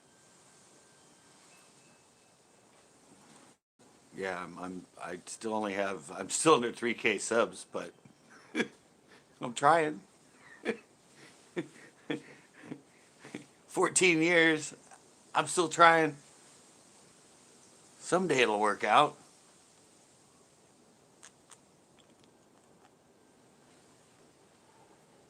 Yeah, I actually upload 8 days a week. I created my own day.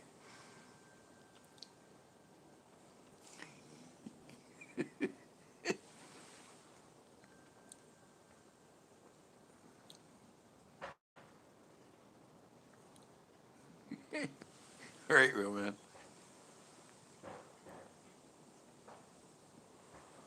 There we go. Promote it. Just good drinking fun. Well, put in your link.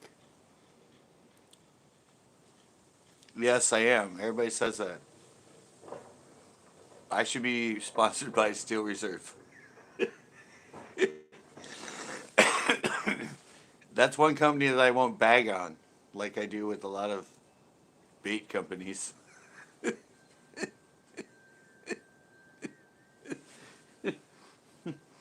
This is a sponsor I will promote and happily, and won't be so critical on them.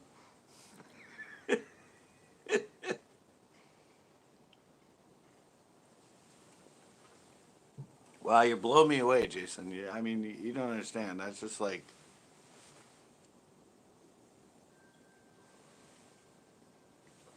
it's like I don't know. It's a good. I just so love it when people from the past just happen to show up, and that there's a connection with other people that are in my chat and are followers of me. That's just so great. We all need happy, uplifting things in this day and age.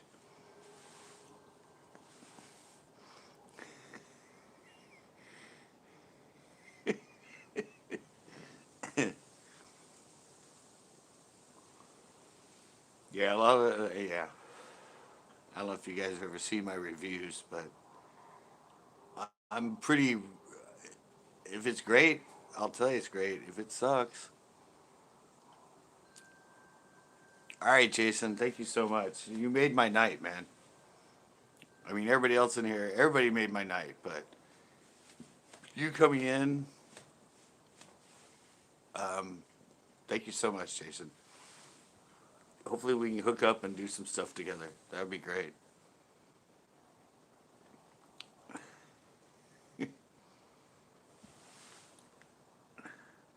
Paul is offered waiting for the real deal.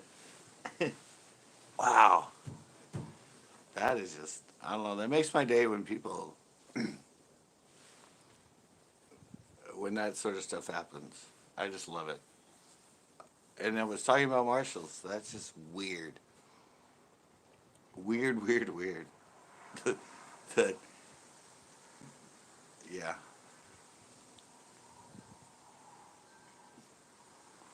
definitely gonna hit him up. Maybe we can do some cool collaborations with the Striper. Maybe I maybe I can get him to go to the pier with me. Maybe I can get Jason to go to the pier and we can do a really cool cool blue graffiti. Maybe we could do one there. I'll take him to my haunt. What I miss. Oh, one of my old. He's in my videos. Old. He's from Salinas, where you are. You were Marshalls. No, Jason came in. Jason Borofka, the bass fishing pro that I fished with in as his co-angler way back in like 2012 or something, 2013, something like that. Hey, he came in. He's hitting up the beach, and hopefully we can collab and do some stuff. Um, his wife's mom works for Marshalls in Salinas. That was where the connection came from. What's your affiliate program? Wow, that just blows me away, man. What's my commission?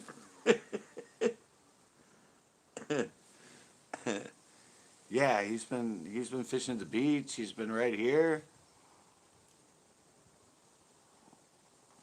Go check him out, Tito. Jason Brofka.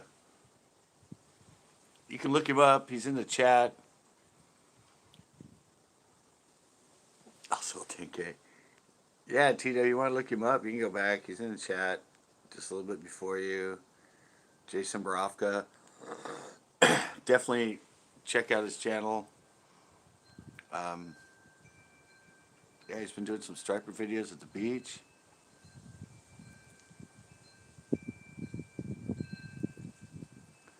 No. That was old school. He's in one of my tournament diaries. I've only done like 5 of them. He's I filmed him yeah, at the Delta. He's in one of my tournament diaries. And he did a shout out for CCB Custom Baits. And I caught one of his bedfish in a tournament. And I told the story tonight.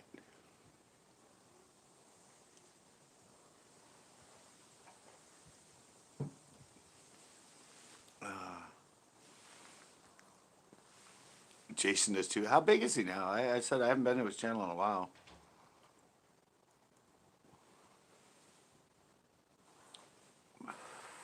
I know he was hooking up and I know he was doing stuff for the West Coast Bass Trail.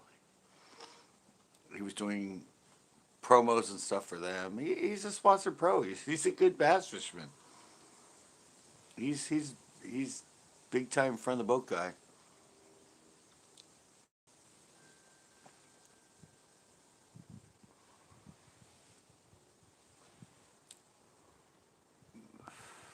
I forgot a lot.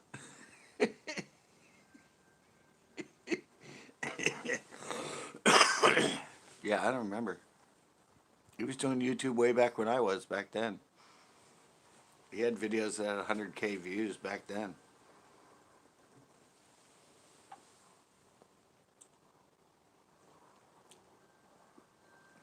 It's great. Was? I know. I was great back then. Now I'm just doing lives and drinking beer. I'm the one that could have been.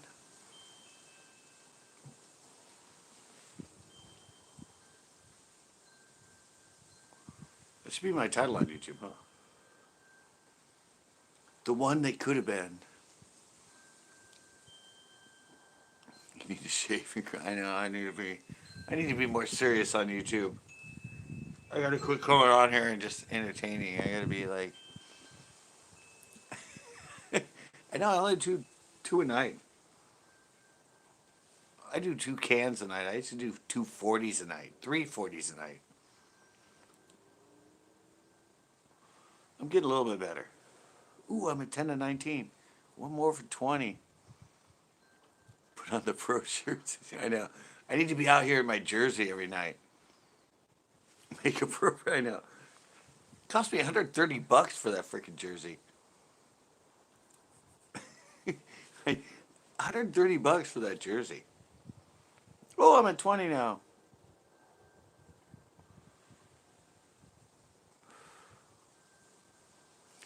You are that good, Spitfire. Everybody's that good.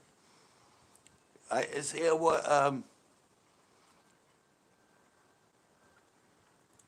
what I realized is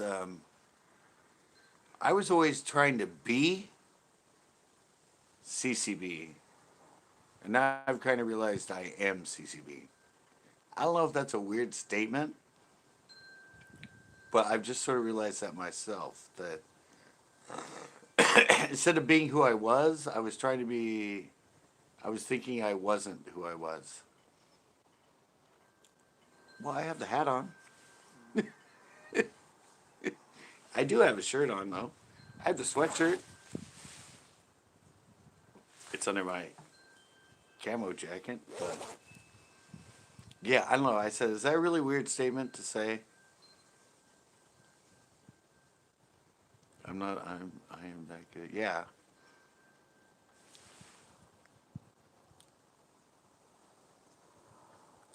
Oh, Captain shows up right when I say that. No, I just realized that the other day, and that's what a lot of people told me. Shave it off, GoPro. No, but that's what people told me because I always said, I don't know. I just had a lot of people that when I talk to them and that and how I seem very humble and very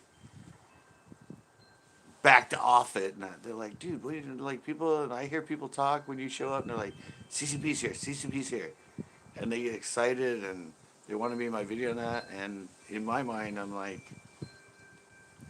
I don't know, but I finally realized, like, I've been trying to be CCB, but I am CCB, so, which is, yeah, I got that. I only own a hat, a sweatshirt, and one shirt. You are who you are. I know, but I never realized who I was. I guess. Now I'm sort of going, wait, I am me. I know it's a weird concept, but in my mind, I've been doing it so long that I kind of forgot who I was. Yeah, exactly. I forgot who I was. I just, I am Tanner. Exactly. Yeah, I said it's a weird concept, but you are still pretty good. I know, but I said it's just it's I don't know.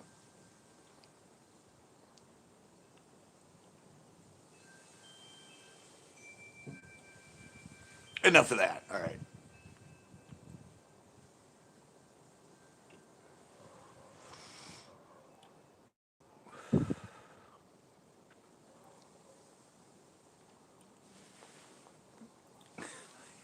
I'm not into the ladies anymore. Not that I'm into the men anymore, but not a focus. I'm just being me, and I'm realizing who I am.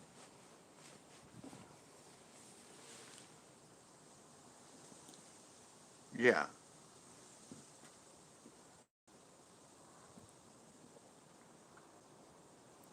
yeah. Captain knows it. Yeah, that's exactly it.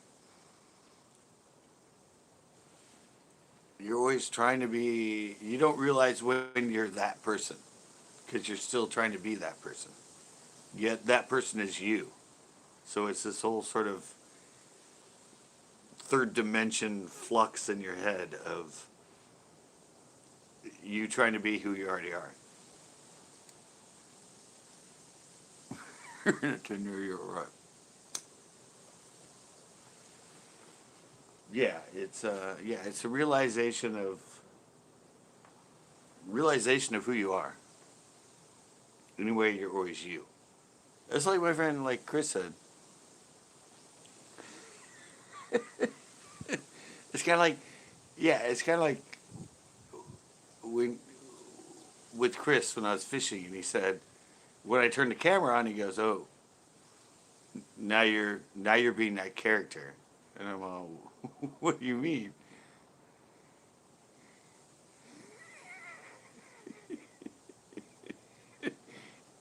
Yeah, and he said, "You're this." I'm like, "What do you mean?" He goes, "Well, you're you're you. The character is you, but you're being you as the character." And I was like, "What do you mean?" And he was like, "Well, once you turn the camera on, because I would fish with him a lot before I turned the camera on when we were fishing. And when I turned the camera on, he goes, oh, now you're the character."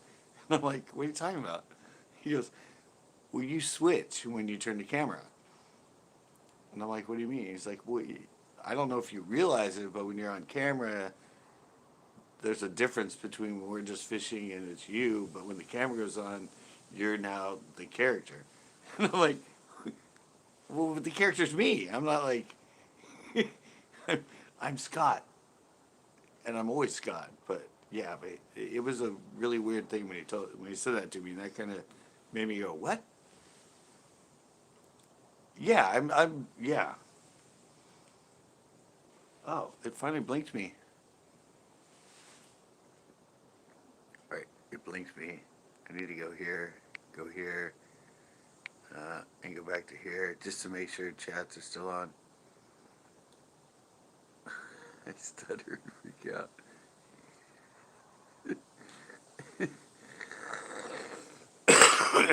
Yeah, but with me, like I said,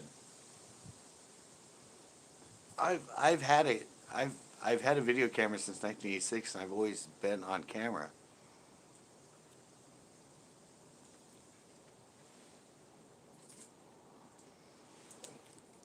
I've always filmed myself been on camera since 1986. That's like 86, 96, 2006, 2016. That's 34 years. I've always filmed myself and been on camera. So to me, it's just me being me because I've always been in front of the camera, not somebody else's camera, but my own camera.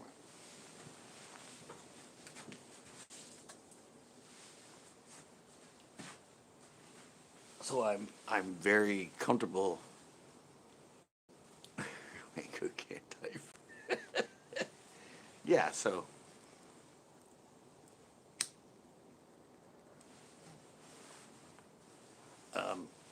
on or off, I'm the same person. Yeah, evidently when I turn it on, I'm more focused on capturing everything. I think that's what Chris was referring to. That suddenly I'm directing everything and making sure I catch everything. I can be in your face. Yeah, I think that's what he was trying to say.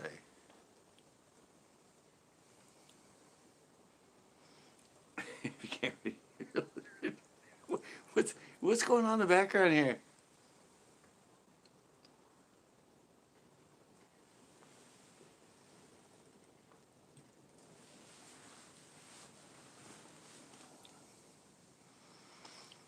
Yeah, I think a lot of people get uncomfortable in front of a camera.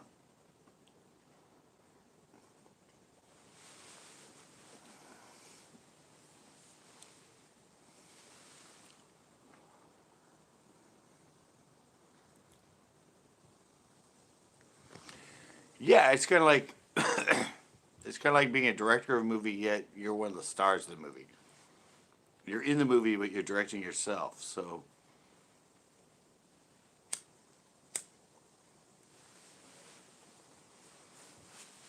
yeah, but for like I said, I've been doing it so long that for me, it's just a natural progression when I turn the camera on because it's just what I've done so long.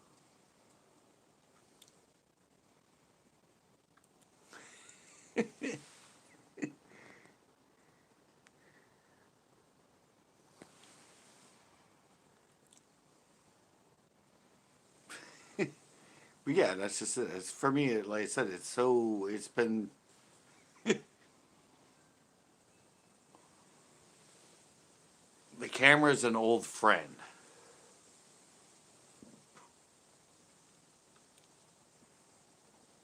Is what I would say, Captain. Is to me the camera's an old friend. When I turn it on,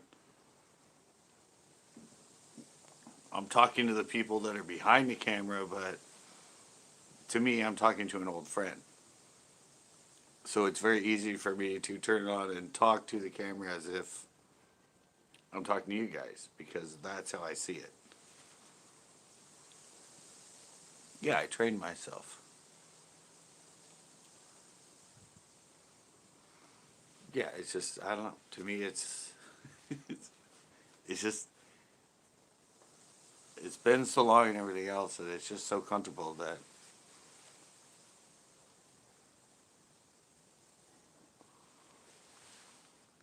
yeah, when there's no difference. There's no change. Yeah, it's that's what I said. After 32 years of filming yourself and being in front of your own camera and talking to it as if you're talking to the people you know are behind it or the people that are going to be watching it, it becomes second nature and so comfortable and easy. But at the same time, when I was scared to go live for the first 2 weeks. Yeah, but I the first live I did, I was like so scared. Pretty much. I have been talking to myself for 32 years. And I've had comments from people that go, dude, some of the things you say to the camera are the things that I say when I'm fishing to myself. But you talk to the camera as if you're talking to yourself. And I'm like, yeah, well, that's how you, yeah, that's just how you make a video that presents you as being a real person on camera to the people that are on the other side watching you. Because to you, right now, like when I'm looking at you guys, I'm not just talking to myself, I'm talking to all you guys. And a lot of times when people put a camera on them, they think about the fact that they're talking to a bunch of people. And I can do this in front of a camera all day long. You put me in a live crowd, like when I have to talk to a bunch of people that are right there in front of me. Yeah, I get nervous. Public speaking, and if I, came up and had to talk in front of a crowd of people, even when there's cameras on me, just the crowd itself is like, that's why I've never done stand up comedy. That's why I've never done acting in that, because if nobody's around, it's just cameras on me, I'm great. If there's a bunch of real people in front of me, I get nervous as hell. You wouldn't think it, but yeah, I do.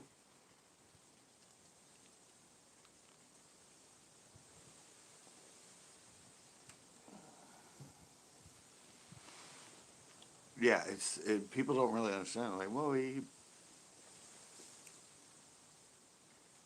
oh God, no, no, none of that stuff.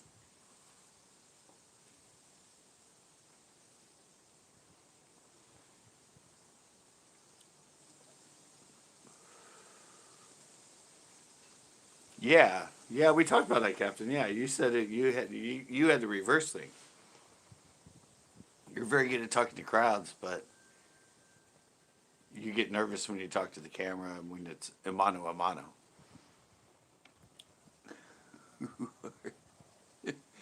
And yeah, I said I'm the opposite.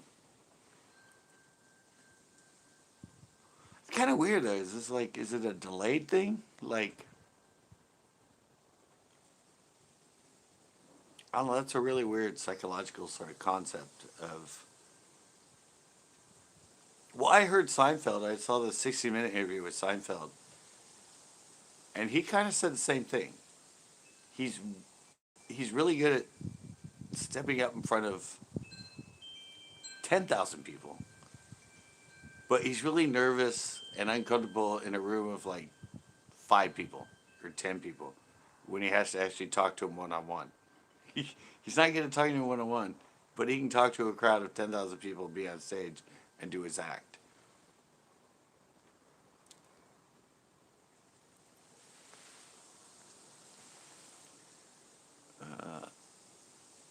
Yeah,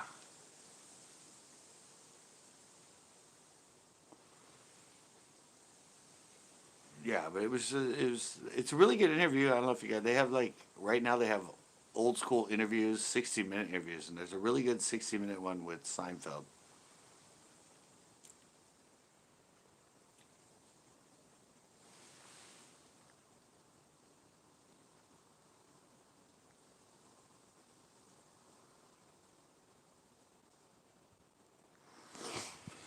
Yeah, see, and that's really weird too. You bring up a good point, Captain, because I'm really good at going up and talking to an individual, just straight off the bat. Like, see someone, go up to them, or step in when there's only like 3 or 4 people, and I'm really good at engaging and getting a conversation with 3 or 4 people in a smaller sort of setting. But having to be the focus and stepping up when all those people are looking at you, and you know they're looking at you, and they're right there live looking at you, that's when I get uncomfortable.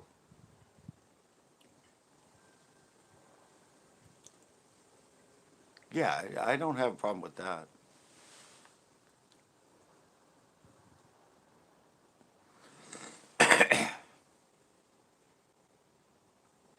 Yeah, I'm not. Yeah, I'm not good at. Yeah, I'm good at being a center of attention when I'm good at being a center of attention when the center of attention's like 2, 3, 4 people.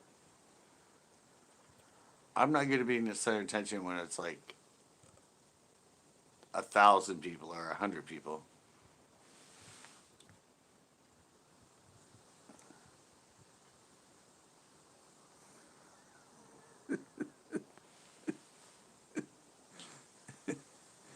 Yeah, that's the difference. Like I'm really good. Like I'm good at. I'll go into a club I've never been into. I don't know anybody in there, and by the time I leave, I've met 30, 40 people, and I can just walk up or hang out, and they come up to me, and I'm really great that sort of way. But if if I was the one that had to go on stage in front of all those people and talk to them,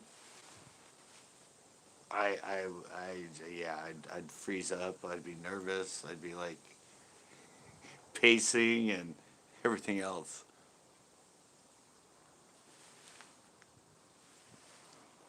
But yeah, like I said, I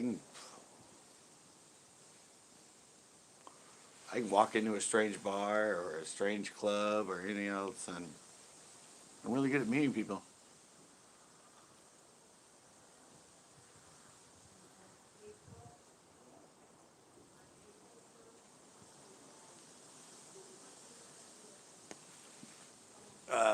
Yeah.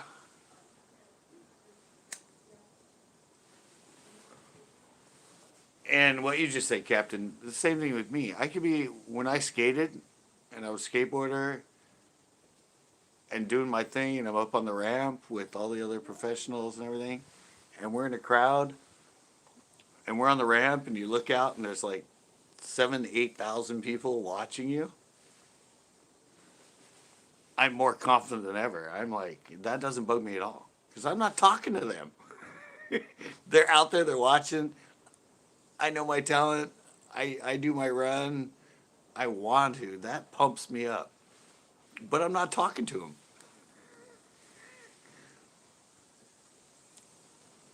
Yeah, I mean, yeah. But still, even that, skating and all that, like if they gave me a mic and they were far away, yeah, I could totally talk to someone and like ask me a question, all that.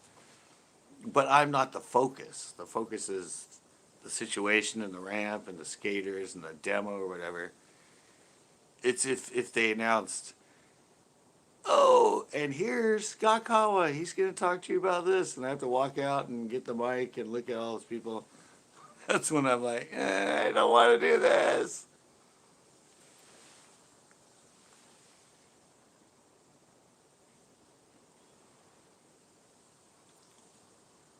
Yeah, that's what I said. It's weird for people, Spitfire. It's like weird stuff.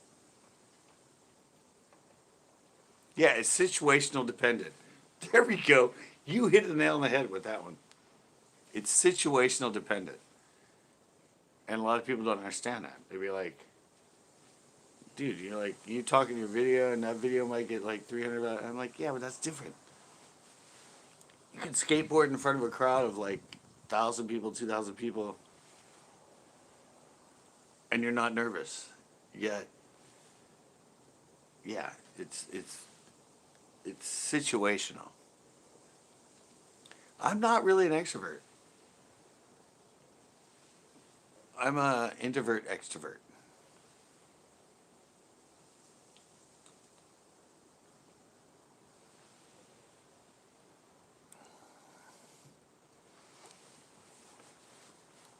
Usually, when I'm out somewhere and that I'm not, I'm not the vocal. Notice me. I just kind of sit in the shadows, wait, meet people, that sort of thing.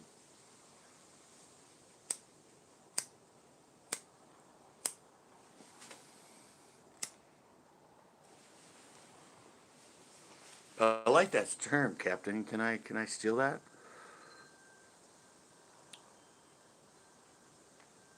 Situational dependent. I like that term.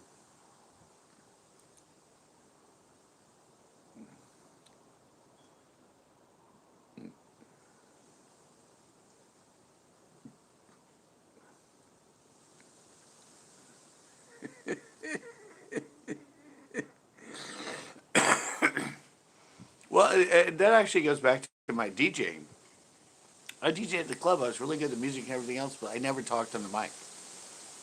And if I ever had to talk on the mic, I was really uncomfortable. Situationally dependent. Sure, feel free. Yeah, I'm gonna use that one. Yeah, I said I DJ tonight, and there'd be like 300 people on the floor, and I was away from them, up above, and I. But if I had to like turn on the mic and like say something, I got nervous. Yeah, I mean, if suddenly I go downstairs now and they're like, "Hey," and when you go up there, announce like a beer special, or now it's like a drink special in the bar, and I'm like, what? They're like, yeah. I'm like, I have to talk over the mic. I mean, they're all looking at me, and I can see them, and I'm like high fiving them over there. But what? Wait, what? You want me to turn to the mic and say, "Hey, everybody, yeah, uh, $3 drink special in the bar." It made me nervous.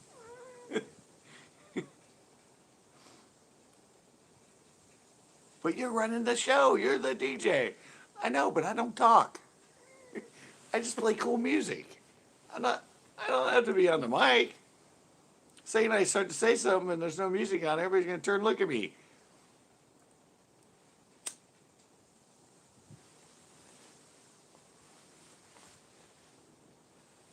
Situational. What is it? That's gonna take me forever to get down.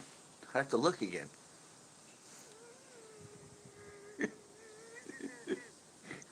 Where is it? Where is it? I need that line again. Situational dependence. Isn't that it? That is situationally dependent. That's hard to do.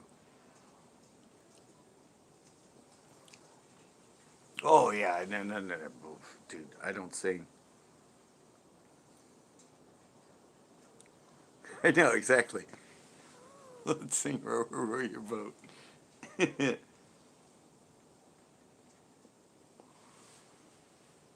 uh, yeah. Situationally dependent. Somebody said it. I know. If you actually watch documentaries of people, and and like Seinfeld, like he has no problem getting on stage with his material with a bunch of people, but he's really nervous and hates being in a room with 10 people that he has to talk to one on one. Like, I don't know what I have to say to them, and they're talking back. When I'm on stage, they don't talk back. I don't have to. I don't have to respond to what they say to me. I'm doing my bit, and that's it. Here, I don't even know who these 10 people are. I don't know who invited them, but I do not want to go out there and talk to them. I don't even like talking to you, and you're interviewing me.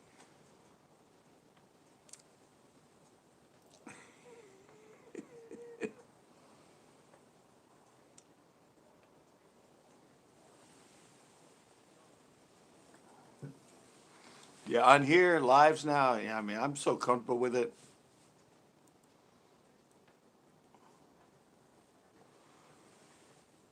I was nervous at first on that, but no, I'm even when I'm out in public.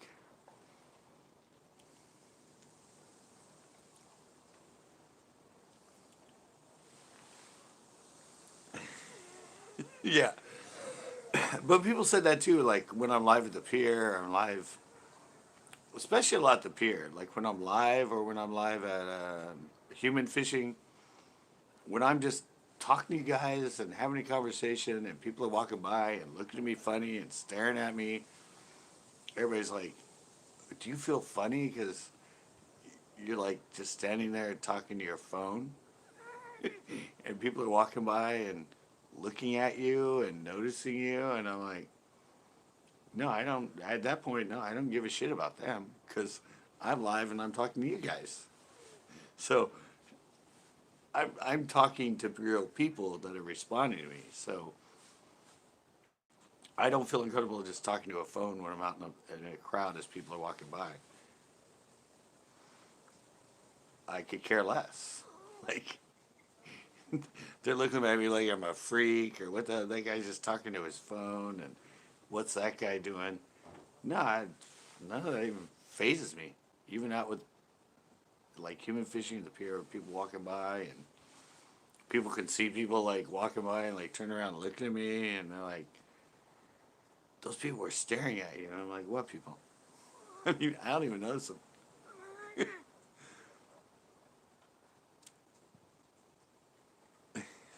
Tell me about some canoe.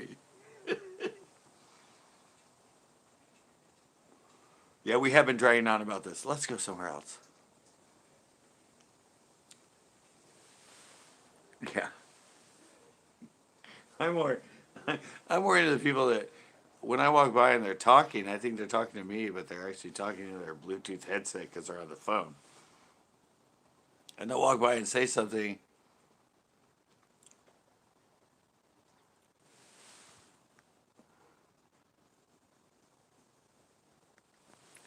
Yeah, but I'm more weird. Yeah, I'm weirded out by that because I see something, they're talking to me, and I'm like, what? And I'm like, oh, shit. They're on their phone.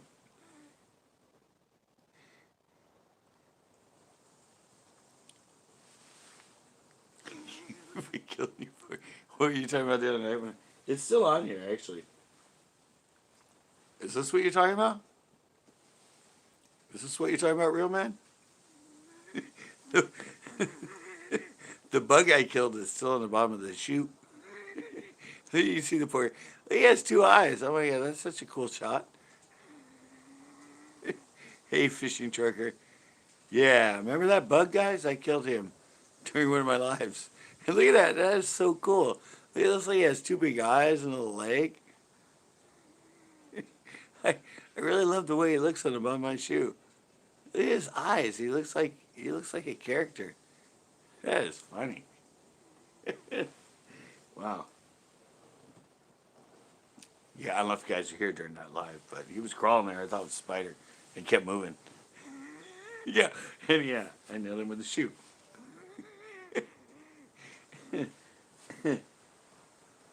But yeah, look at that though. He looks like a character. Oh, he just fell off. All right, I'm gonna have to go back and screenshot that. He's not there anymore. He just fell off.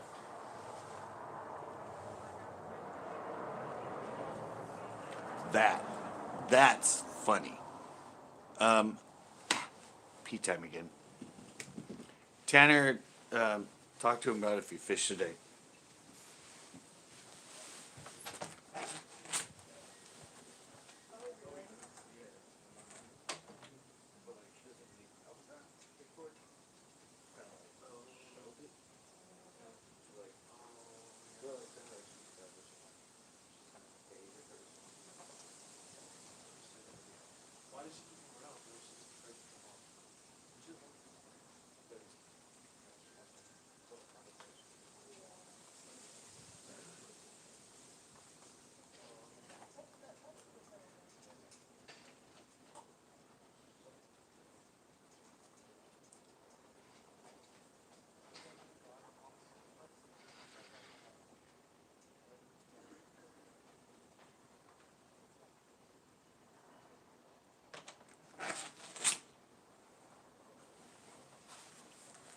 I'm back.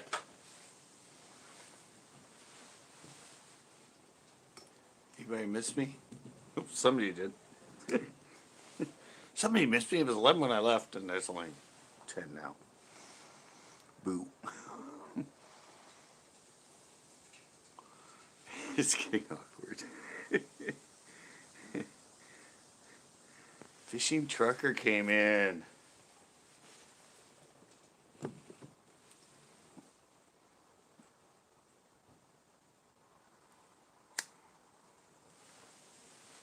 You get when you cross the street? When you cross the street with a chicken. What, the other side?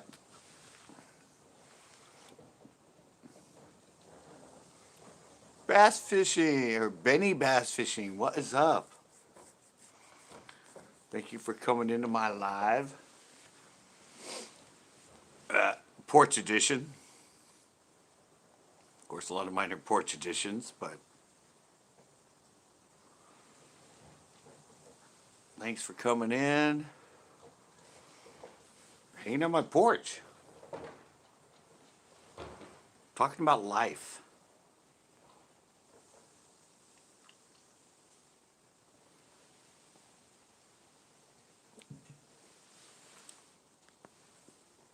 Talking about all kinds of stuff. Video fear.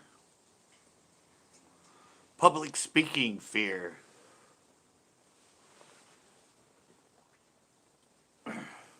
nuances of realizing who you are. We've been all over the board today. Oh yeah, yeah. I got to get him as a sponsor of my show, man. Maybe I got to reach out to him. Who got $200 full? I know.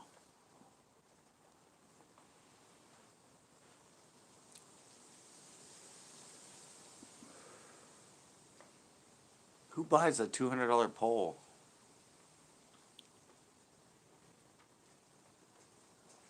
I don't need one that much. 50, 60 bucks. I'm good. The pole was 50. Yeah, see? Is that the tourney special? Who hooks you up with the tourney special?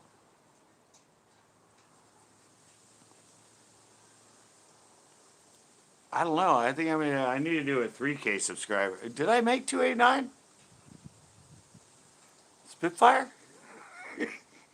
Are you telling me I actually made it to 289? Does it say 289? Wow. It was 288 the last time I looked at it. And just a few days ago. And just a few days ago, it was 287. Unreal. No, oh, I'm still not there? Damn it. I was at 288. I need to get to 3.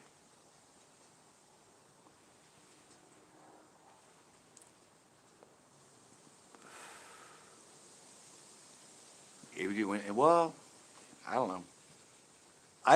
I'm always a fan of more expensive reels. I don't think you have to pay too much more for a rod, but 2.77 it says. Damn it.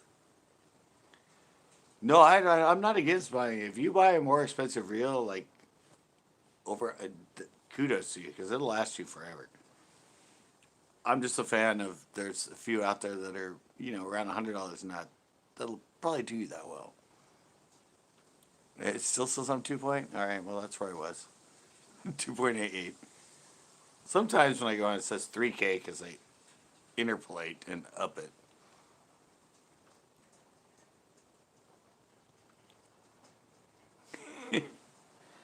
No, rod. I think rods.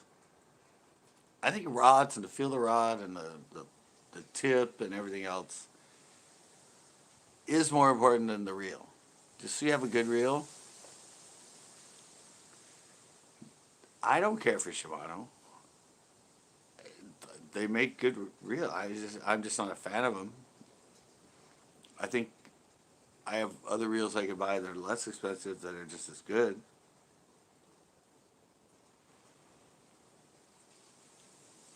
I used to be a huge Daiwa fan. I haven't bought a Daiwa in like 5 years. Now I'm into Abu Garcia and Bass Pro Shops.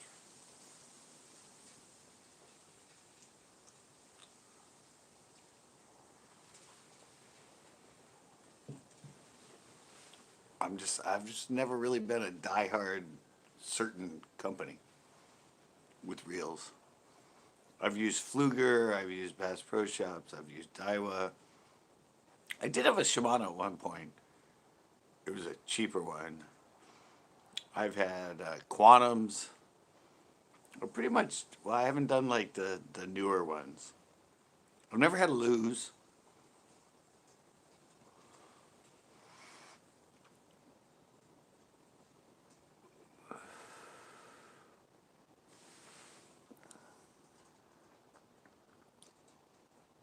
Yeah, exactly.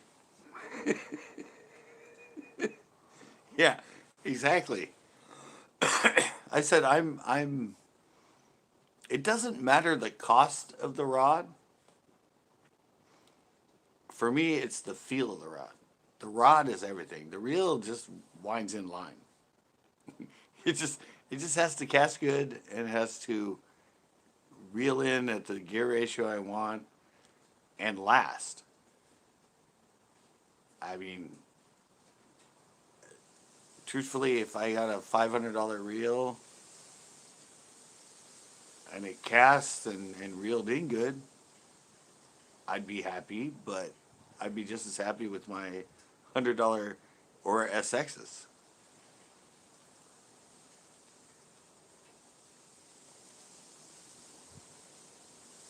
Well, it depends on the length.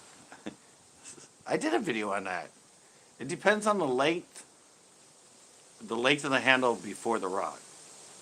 You could have a 7 foot rod, and it has a foot long behind the reel.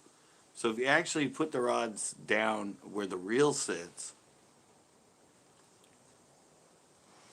if you match the rods up, one's a 7 foot, one's a 6'6", but you match up where the reel sits, and you look at the amount of rod from the reel to the tip, it the 7 foot might only be an inch or two longer, because it has more handle behind the reel.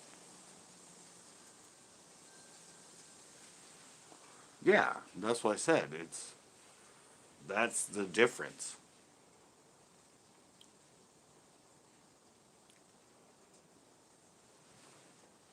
Yeah, but that's the difference. But for me, it's I don't know, like it's like what Captain said. Yeah, it's what Captain said with that tourney special. Just the way it's balanced, the way the rod is, how light it is.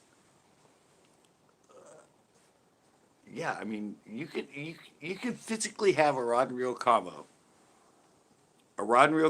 and if you put them on a scale, they will weigh the same exact weight. But the way it feels in your hand when you cast, and the way it feels when you work it, is night and day. It could be just as light, but when you cast it and the way that the tip is done and the bend, it feels really heavy. And that's just kind of my analogy of what it is. Yeah, it's all because of the balance.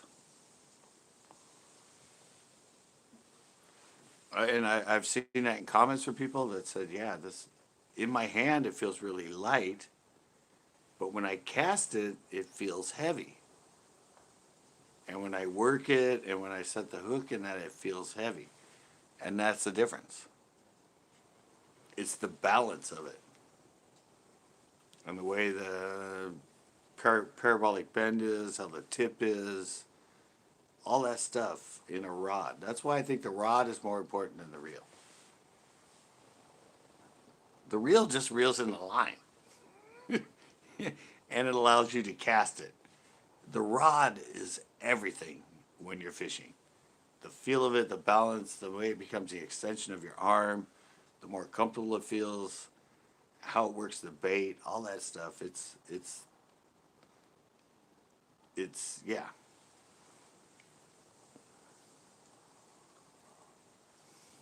Fenwicks. I've used Fenwicks.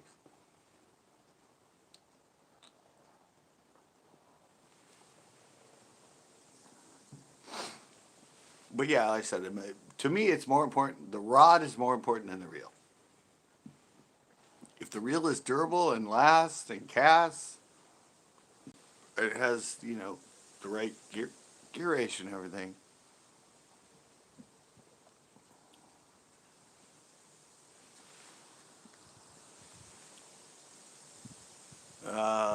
No, Captain. Actually, no, no. I have the 7 foot Edward Garcia Vengeance, and I have the 6.5. And 6.5 casts way better and feels way better than the 7.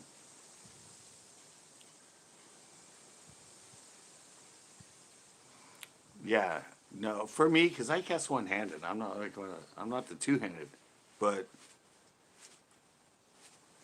yeah, no, 3 inches, 3 and 6 inches makes a huge difference.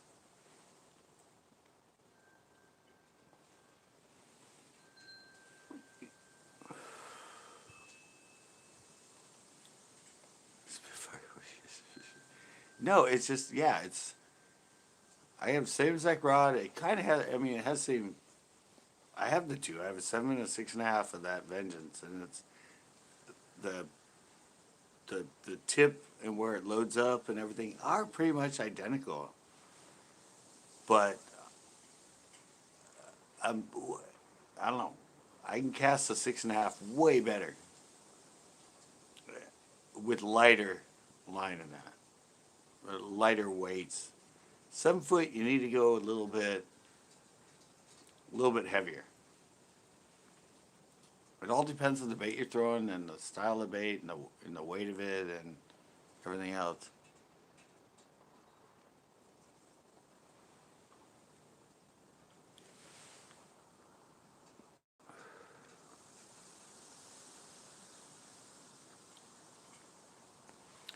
Yeah. A lot of that has to do with yeah, it has to do with the casting. When you have a 6.5 foot with the 30 special, you need a really quick whip. It it needs to be a really quick cast to it. When you're with a 7 foot knot, you can get away with a little bit lighter throw to it. But yeah, with 6.5, it's about a really quick whip. You really got to load that tip with the lighter, and when you get that down, you can cast just as far with 6.5 as you can with 7.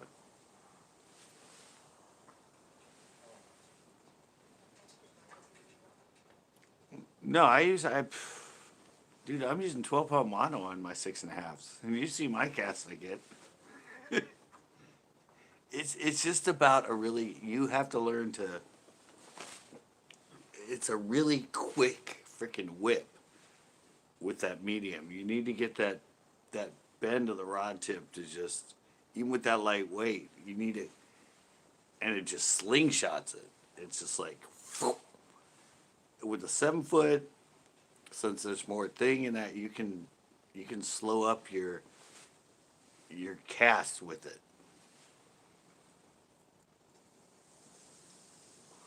Yeah, I'm gonna do a video on it. I'm gonna do a video on. Yeah, I don't know if you guys noticed, but yeah, but if you notice, I don't know. I think you can notice it if you actually watch my video when I was with Tito in the last one. I'm using a 7 foot with the jerk bait, and I'm using obviously a 6.5 with the same exact rod, and the same it has the same tip and everything. It's just 7 and 6.5. I'm using 6.5 on the drop shot in that, and I'm using the 7 foot uh, on the jerk bait. But jerk bait's a heavier. It's 3/8, and I think if you slow it down, you notice it's a little bit slower when I cast the 7 foot with the jerk bait on than when I'm casting the drop shot with the 3/16 ounce. It's slight, but I can do a lesser whip with the jerk bait to get it out there just as far further than I can with the 6.5 foot with the lighter weight and the drop shot.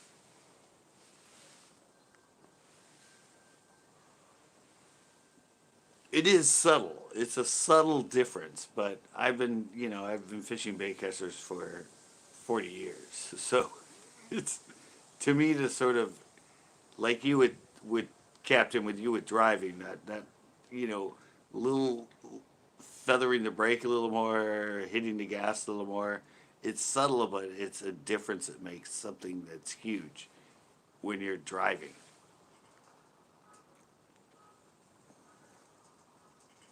Yeah, no Tokyo rig. It's just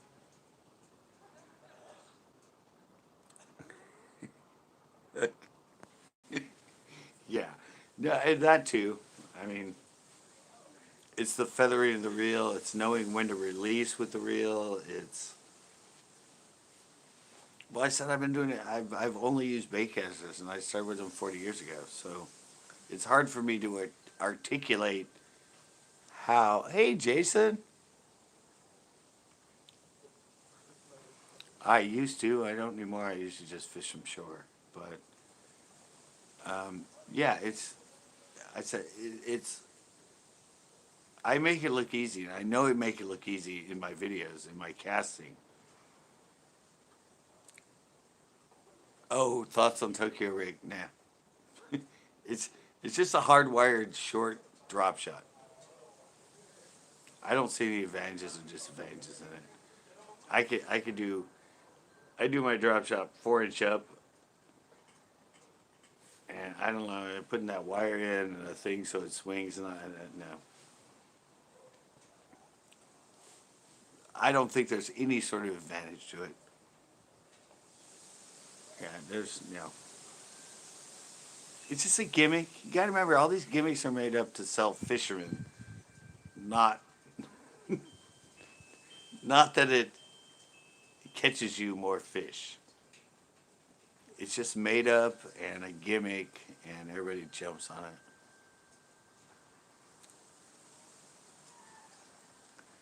Yeah, no, I wish I still had my bass boat. It's just not my thing.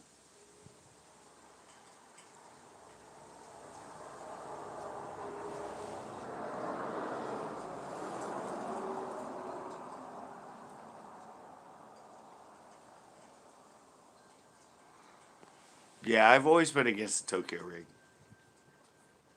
I looked at it, I saw it, and at the time when it came out, everybody was doing videos and it was getting views and everything, but it's just a hype.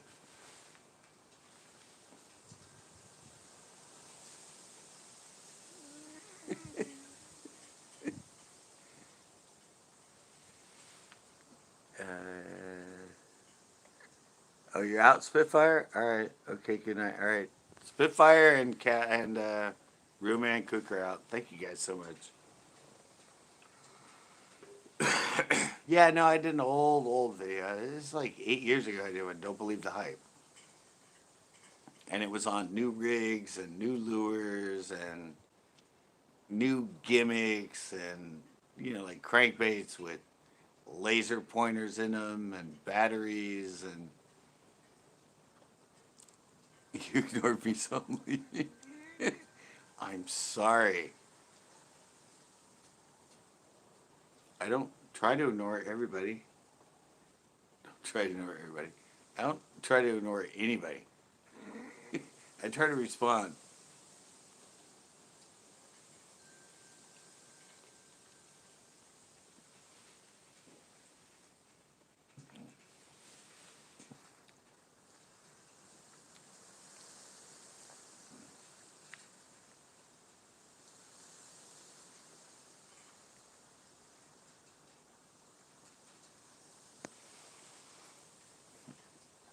Oh yeah, drop shot rig's great at Clear Lake.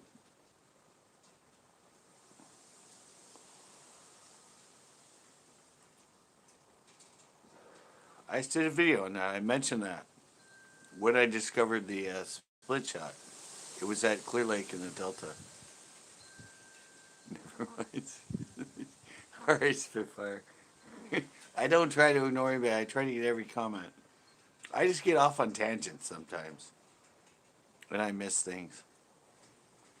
I'm only human. I try as best as I can.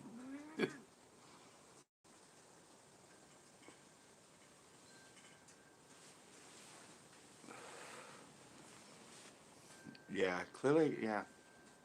Clearly, it's probably going off pretty good right now.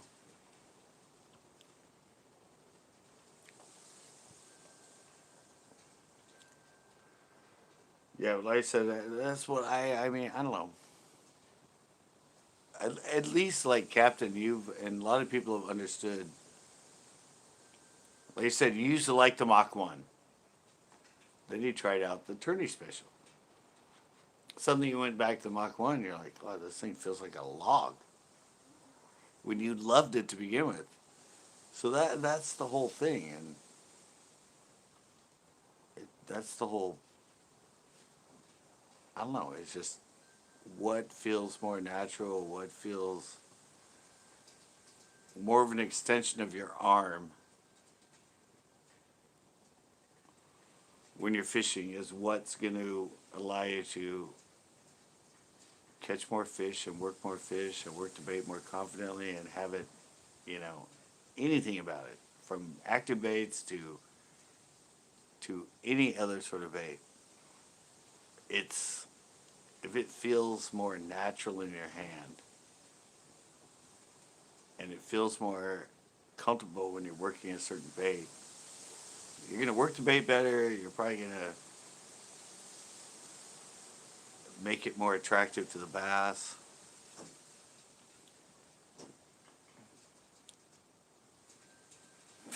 You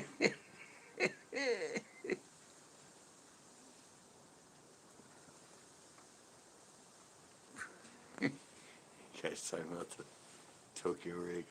No, it's not. I don't know. Well, the reality is, for a lot of bass fishermen, the more complicated it seems, and the more techy it seems in a rig, the more they're like attracted to it. When it's in reality, it's the more simplistic it is, the better it's going to be for catching fish.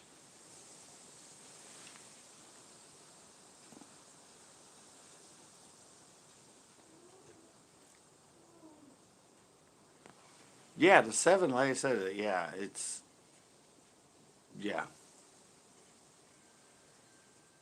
Jason, you're totally right, and yeah, I've worked a 7 foot on it and been in close and tried to work around docks and that, and the ability to be more accurate and everything with a 6.5 is like hugely different. It's like night and day as far as your accuracy and your little like flips with it. But everybody now is like it has to be a 7 foot, 7 foot two, 7 foot. But close range and in close, you do not have the accuracy or anything else. I mean, 7.5 for longer casts or out in water, that's great. But when you're in close, smaller is better.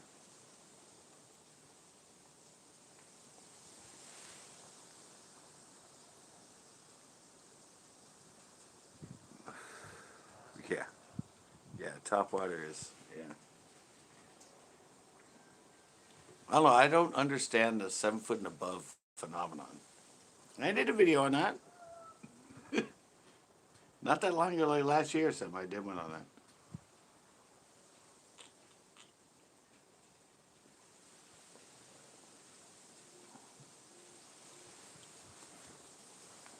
In close, in tight.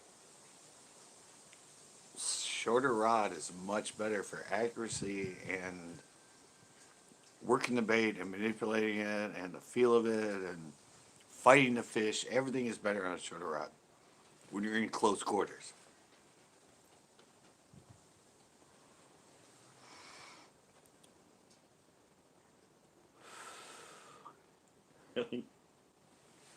We even see me when I go to the ocean. I'm using a 7 foot. Everybody else is using like a 8 foot rod, 10 foot rod. I go to the beach with a striper on it. They use a 7 foot.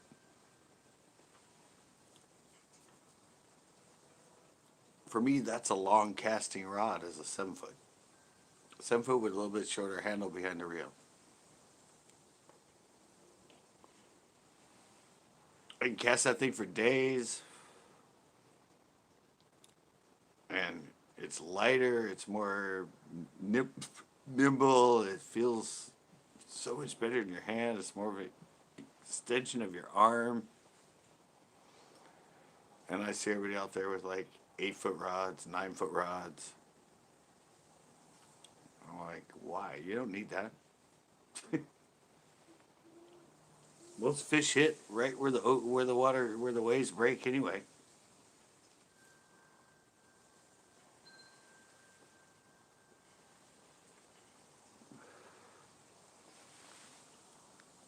I don't know. I think I'm too logical with all this stuff.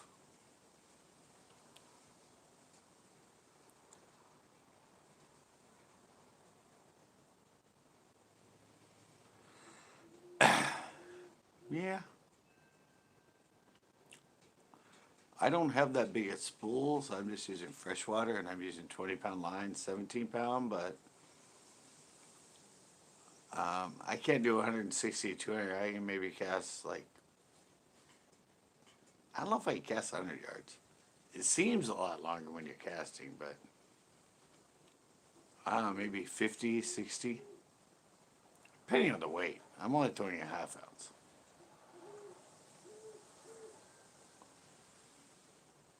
I'm not throwing like 1 ounce, 2 ounce, 3 ounce weights. I only throw half ounce. That's the heaviest I go in the ocean.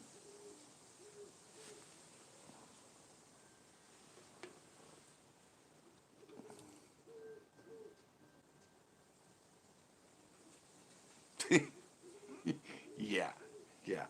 Well, you saw me at the pier. I was just there yesterday. I'm not even using 3/4 of an ounce, and it's a medium action 7 foot.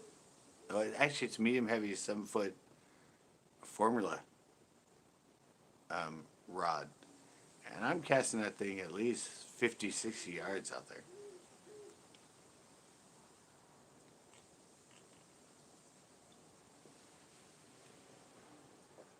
When I'm fishing the outside and I'm trying to fish it and cast it really far, but I'm only using 20-pound mono.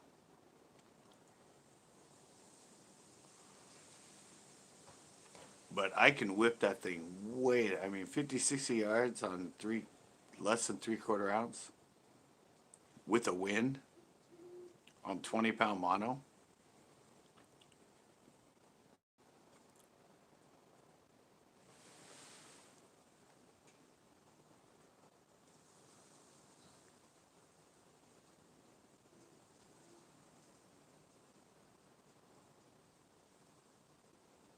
Yeah.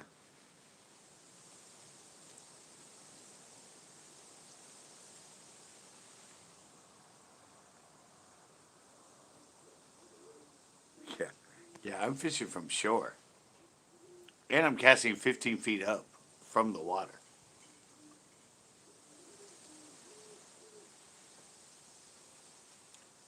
No, that thing, you saw it. I was just there yesterday. You see how far I can whip that thing. It's only a medium heavy. It's a light medium heavy, 7 foot. But I can cast that thing a freaking country mile with only less than 3/4 of an ounce. Even with the half ounce, I can get it the way the hell out there. But it's, anyway, I do it two handed. It's that same. It's like a really. It's not like this. Most people go, "Ugh." My cast is, "Whoa." I mean, it's.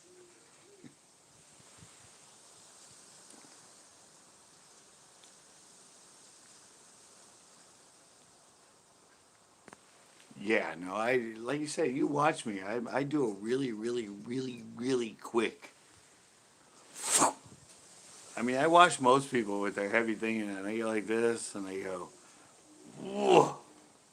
And it's actually that slow, where they're like, "Whoa." And then you watch me cast, and it's like, it's like in the camera you can't even see my. I mean, their cast you can see in the video. It's like, whoa. Mine's like, boom. You can't even see it go.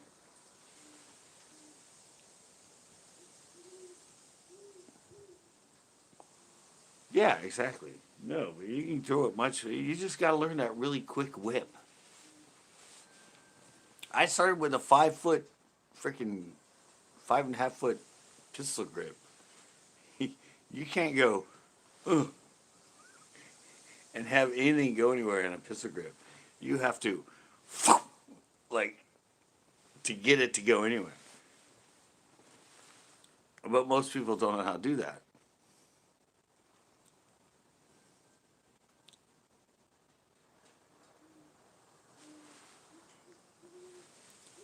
Yeah, I'm casting from shore. Well, that's it. That's just it. It's like you have to learn that really quick whip.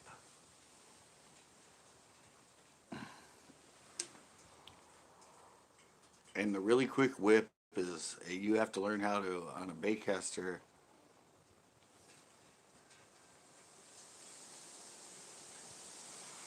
Exactly. And I can cast it just as far with what, like 3/4 ounce compared to 3 ounce? It's I get it just as far on a what I don't know how much percentage less of a weight, but you have to learn how to whip it, and it's hard to do.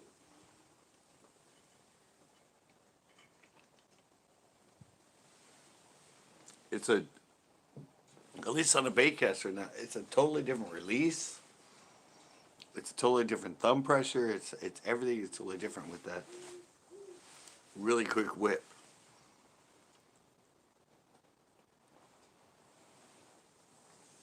And to explain it to people after me doing it for so long, 30, 40 years of that quick whip, and seeing everybody doing the slower whip with the two hand and the heavier baits. It's a totally different process.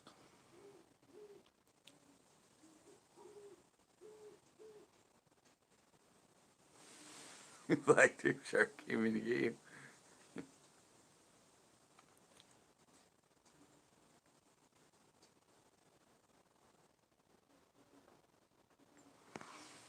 Yeah, if you're using bait or if you're just sitting, but when I'm on the beach and all that, I'm using active baits.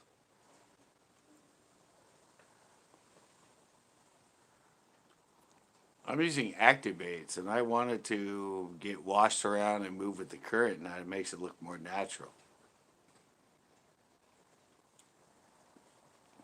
So that's the difference. And if you're using bait and you're a baiter and you're throwing out sand crabs or something, yeah, if you're using, yeah, of course, that's just it. Like you're throwing it out, you're letting it sit with all that current and the wave action. You need a heavy 3, 4 ounce weight to let it.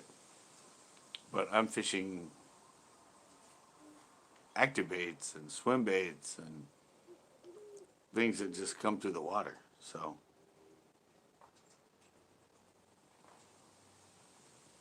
yeah, there's no way I could throw out. Even I do the surf perch in that, I only use 1/2 ounce or 3/4. A little different, but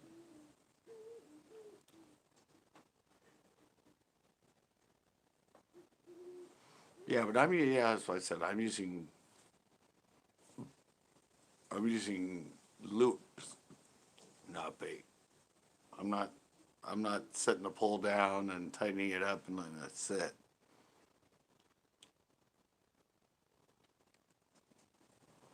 Yeah, and even when I'm there, everybody else is there using 2 and 3 ounce weights at the pier.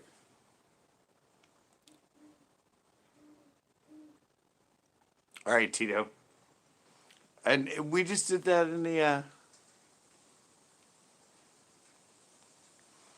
We just did that. If you notice, just yesterday in my live with Tito. Tito was using 1 ounce. I was using a 1/2 ounce and 3/16, which is a little less than 3/4. I was catching all the fish.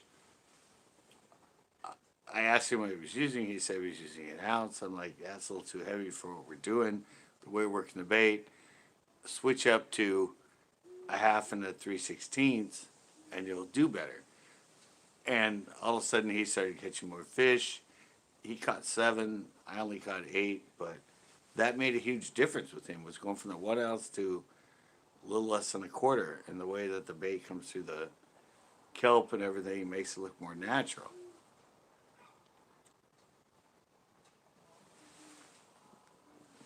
And that was just it. I'm like, I didn't realize what he was fishing when he first got there, and I looked at it and I'm like, "Do you have 2 1/2 ounces on?" Because he did like me with the 2 bullet weights.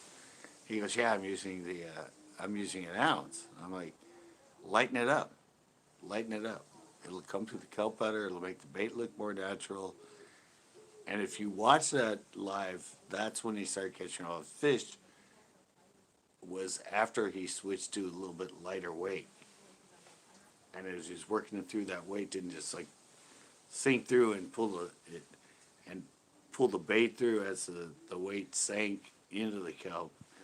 It fluttered a little less. It was easier to pull it over it, and that's when you start catching more fish. So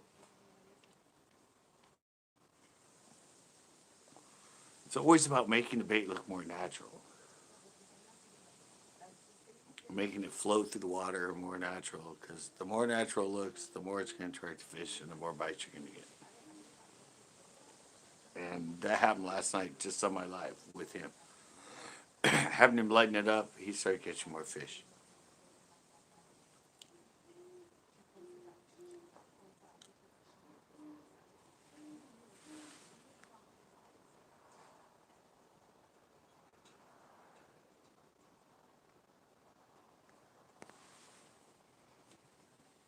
Yeah, and that's what it was.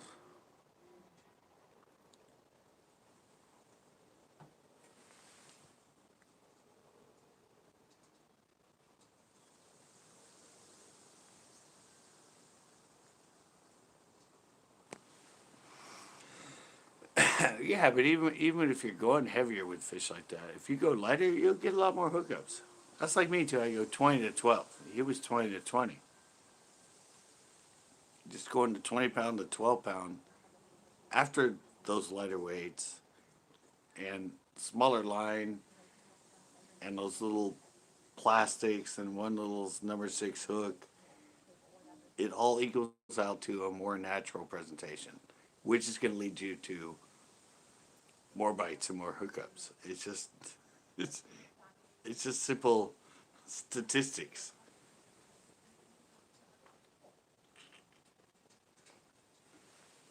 You just got to learn how to fight them better and get them in.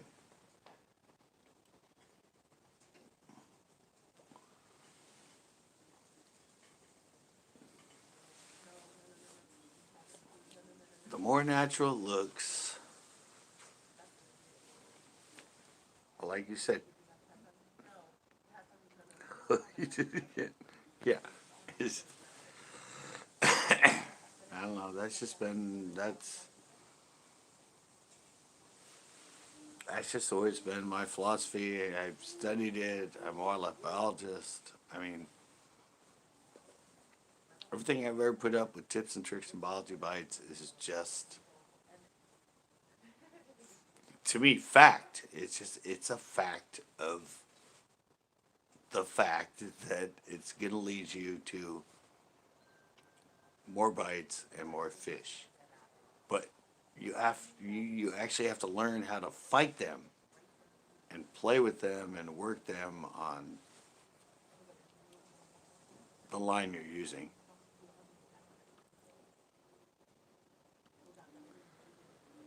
And yeah, I mean, you just have to learn. Like I did a live challenge at the pier on 4 pound test, 4 pound line at the pier. I did a live challenge there, 4 pound in all that kelp and everything. And I once I figured out how to fight them with it, I I think I only broke off like the first one or something. But once I sort of figured out it, I ended up catching every single fish on 4 pound leader through that kelp. And then, then I tried 2 pound, and well, I think I got one fish on 2 pound, but 2 pound was ridiculous. You couldn't do it, but you could do it on the 4 pound. I just had to sort of let them dig in, and I would just stop and just hold pressure on them, and they would come out, and then all of a sudden I could get them up and start reeling them across the top of the kelp, and I got them all in. It was a challenge for me, and I loved it, but um, yeah, it was just I just had to lighten up and let them fight, and yeah, it's on there. It's still uploaded. It's alive. 4 pound challenge at the pier. Um, and I liked it because it just taught me the, you know, I'm used to 12 pound. I mean, like 12 pound at the pier, like as a leader, you're never going to use that cup on that. I can pull them through that no problem with 12. But dropping it down to 4,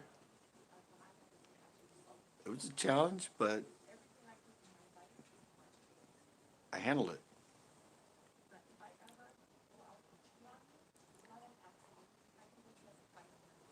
Now you just, if you do anything in fresh water, that's salt, just rinse it.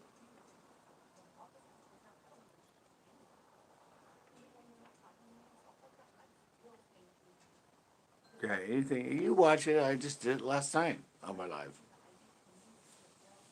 I have a cheap ass freshwater. It's like a 10-year-old express bass casting reel. And every night I'm done, I just put it under the shower, rinse it off with water. It's fine. You can use salt water, freshwater reels, and salt. You just have to rinse them or dip them in a bucket of fresh water, let them sit for like a couple minutes, and they're fine. And then just, I, actually mine, I don't even re-oil. I haven't oiled that thing in I don't know how long. You just gotta rinse all the salt off it, and it'll be fine. Bada bing, bada boom, no problem.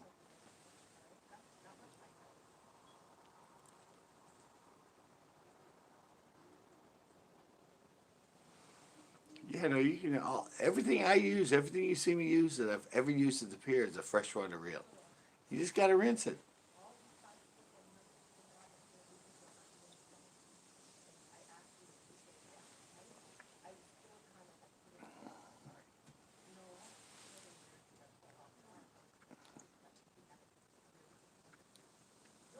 What?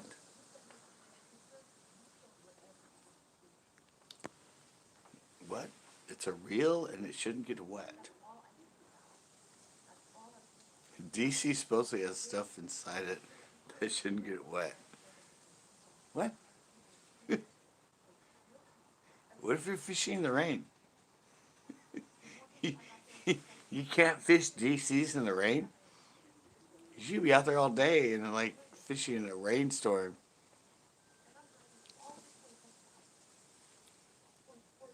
If you fish in the rain, you fish in like heavy storm and everything, your reels can get soaked. But it can't get wet inside. It has a chip.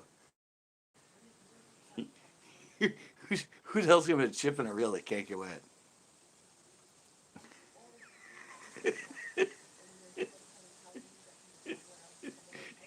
It's fishing reel. There's things inside it that can't get wet. What? I haven't looked up for myself yet. No, I'm pretty sure it can get wet. That might just be fake news on the internet. No, I think, yeah. They're not going to make a fishing reel that can't get wet. And and if it can't get wet, it should be sealed so it doesn't get wet.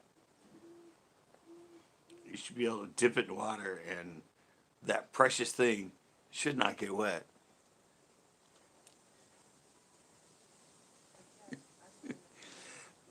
No, I would never buy a reel that can't get wet. Oh, it's raining today. Guess I can't use my DC reel because evidently there's something inside here that can't get wet.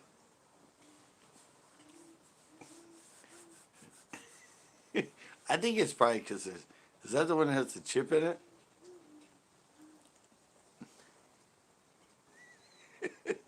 It has a chip in it, man. It can't get wet. You know how electronics are when they get wet.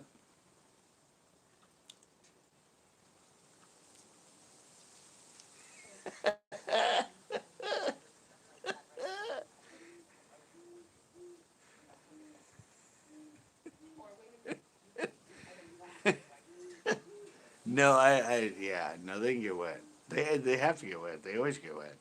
There's overspray every time you're reeling in the reel. There's water coming in on it. There's everything.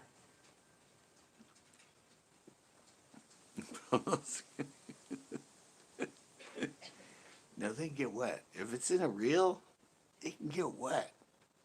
You should be able to dip it and let it sit in a bucket of water for an hour, and it should not affect the reel. There's, yeah, it's, I, that's probably just something people say. Ooh, it's got a chip in it. It's got a chip in it.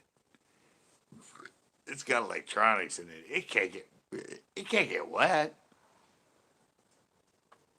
That'd be a really bad design for a fishing reel to not be able to get wet, or have components inside it that don't get wet, or fail if they get wet.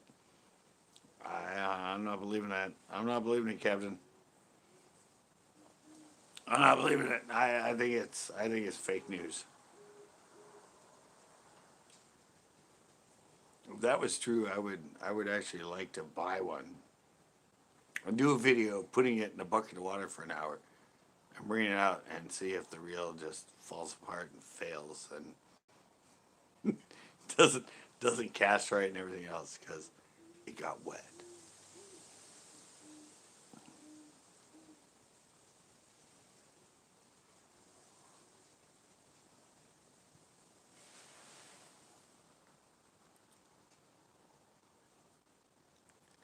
Yeah, I know. Yeah, that's what I know. It has a lithium battery in it, and that charges a circuit board that runs the chip that adjusts everything.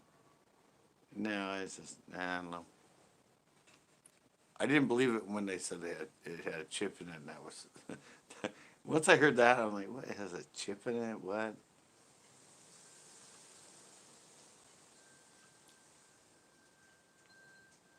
Yeah, that was kind of my thing too. Backroads. I was like, oh, so does it have a mini alternator in it? So when it's spinning, it's creating electricity, so the chip runs.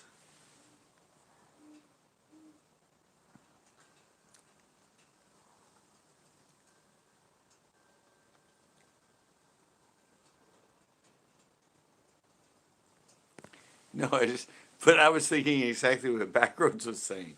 Oh, so does it have a lithium battery in it? Like, or does it have an alternator? So the spinning of the reel is charging it while it's. I don't know. I haven't done enough research in it. I don't know what the chip is. I know it has a certain sound to it when it casts. But yeah, I'm like Backroads. I'm like, it has a chip in it. What, so it has a battery. I have to change it. Do I have to plug it in to charge it?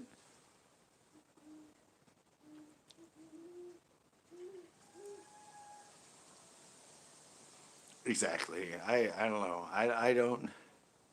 True. Yeah. I don't know. I've never had one. I've never opened it up. I've never taken off the side plate. I've never looked for the chip.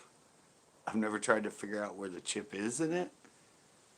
I don't. I have no idea what they're talking about. It has a chip in it that controls all that stuff. Um,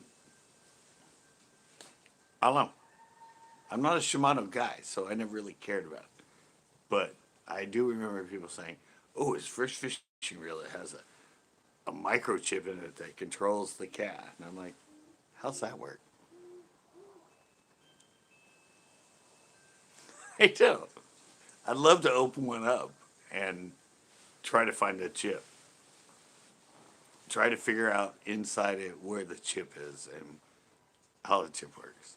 I know it has different. It has a like zzz sound to it, but even if you put it, why if you put a chip in it would it have that like zzz sound to it? I mean, what would it? What, thinking of that, yeah. What? Why? Oh, it has a chip in it. Obviously, you can tell it has a chip in it because it has that really high end zzz when you cast it.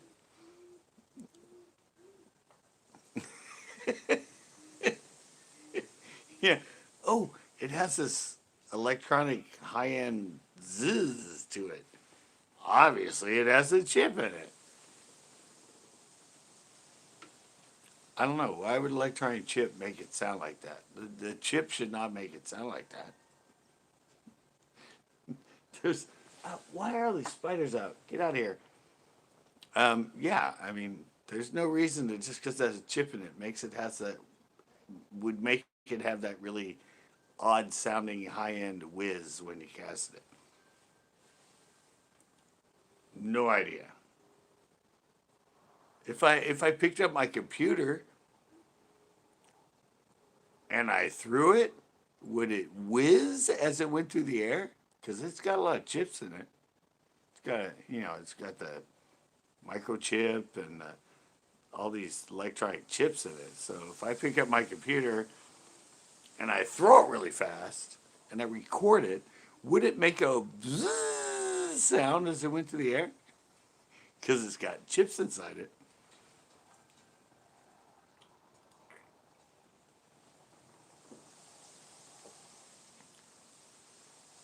I was right. It is actually an alternator. All right.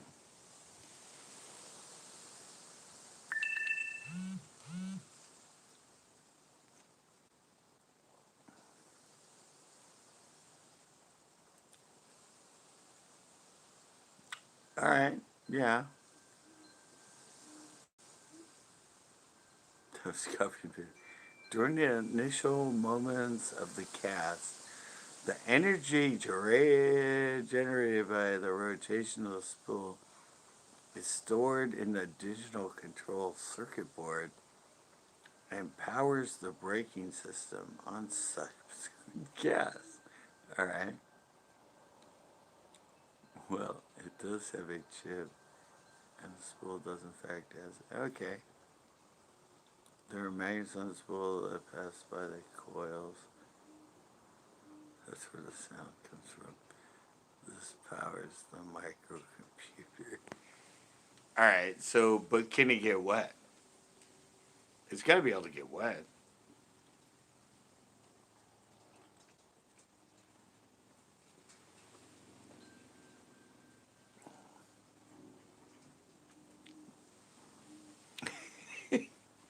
It's got to be able to get wet, though.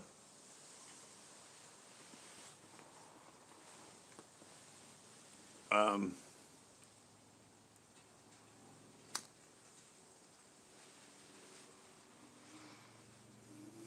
I would think.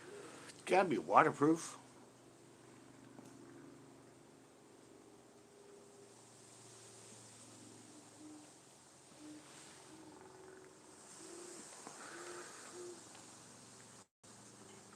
Okay. Well, I think if you have a good thumb on any other reel, you can do the same thing.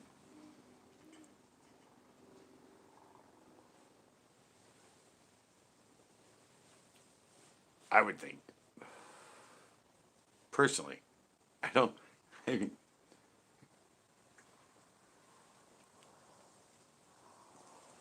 but it has to be able to get wet.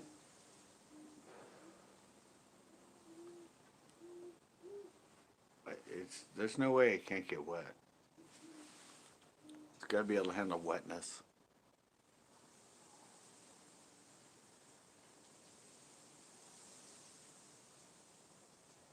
Hmm.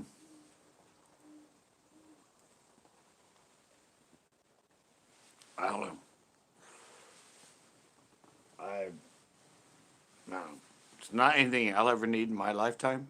I'm already 53, and I had to cast like hell out of normal bait casters, so I don't need another 10 feet.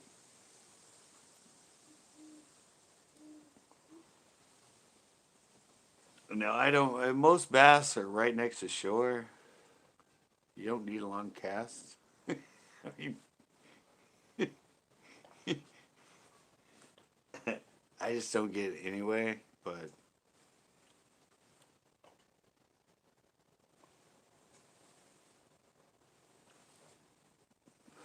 whatever. You want to pay way more money for something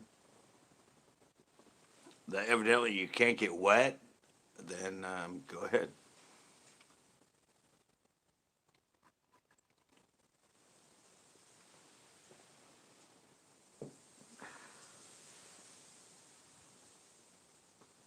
Just my thoughts.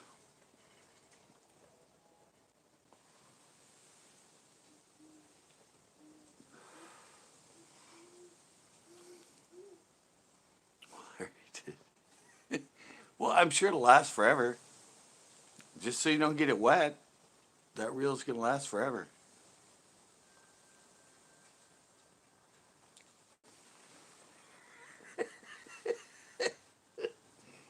But honey, it has a, it's electronic.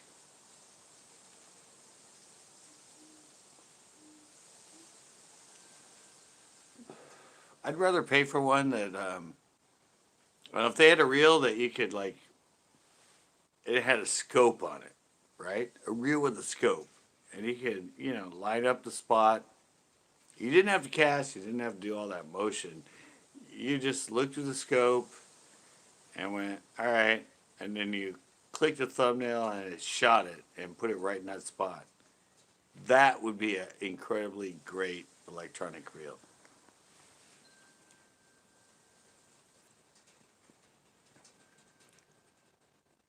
I'm guessing it's sealed.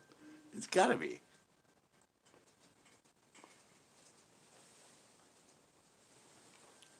I don't know. It's a good reel. It's a good reel, Clueless. I'm sure it'll last you forever. I don't know. I just don't pay the money for it. I don't, I'm good with what I got. I fish just fine with what I got. I don't, I said I'd rather have the rod be tits. And I can cast it on anything.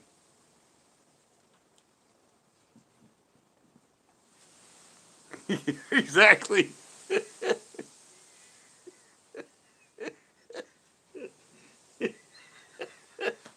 Yeah, exactly. It's sealed. It's fine.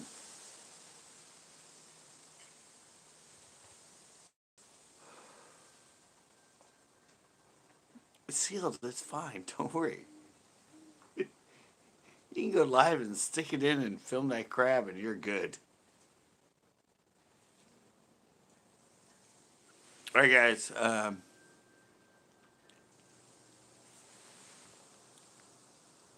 Yeah, no, yeah, Corrado, even the Revo. There's a lot of I'm at Abu Revos, a lot of the Daiwas, all that. I mean, just so it's aluminum frame and 7/8 bearing and at least like $100 or more. I think you'd be happy with it. And it's gonna last you for a long time. I would just be more aware of what rod you're putting it on. You can have a bitchin' ass reel and the greatest reel ever and put it with a shitty ass rod that's just not set up right and everything. You're not gonna be happy. It's just it's I said for me the reel is just something that it has good drag, it casts well, lightweight, durable. $100, I'm good.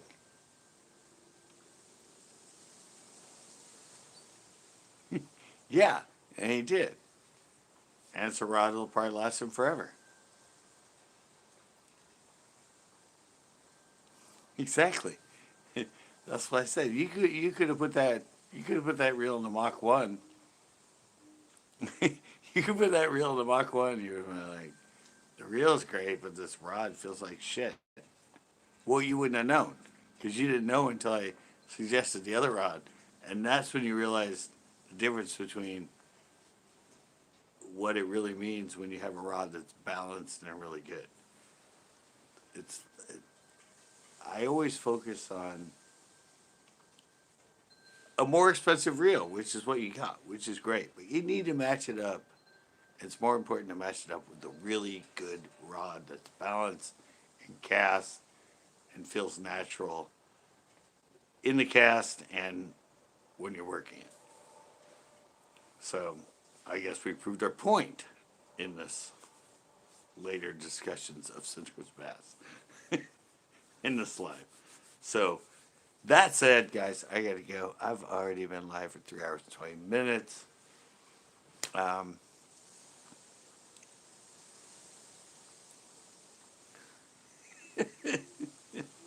I'm out. Um,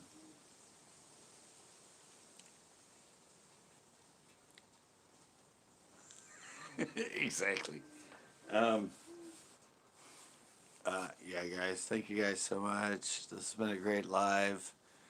Um, Saturday, I'm probably gonna be live fishing Saturday. Oh, maybe.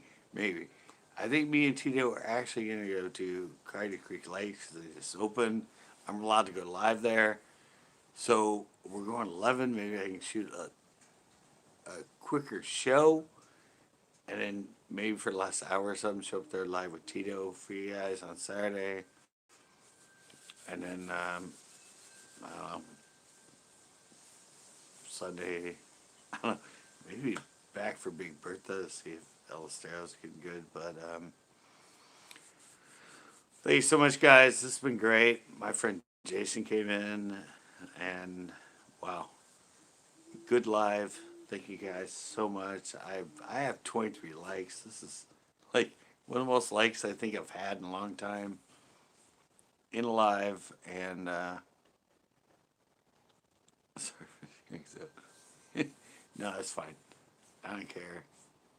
You guys are great. Love you guys, and I'm out.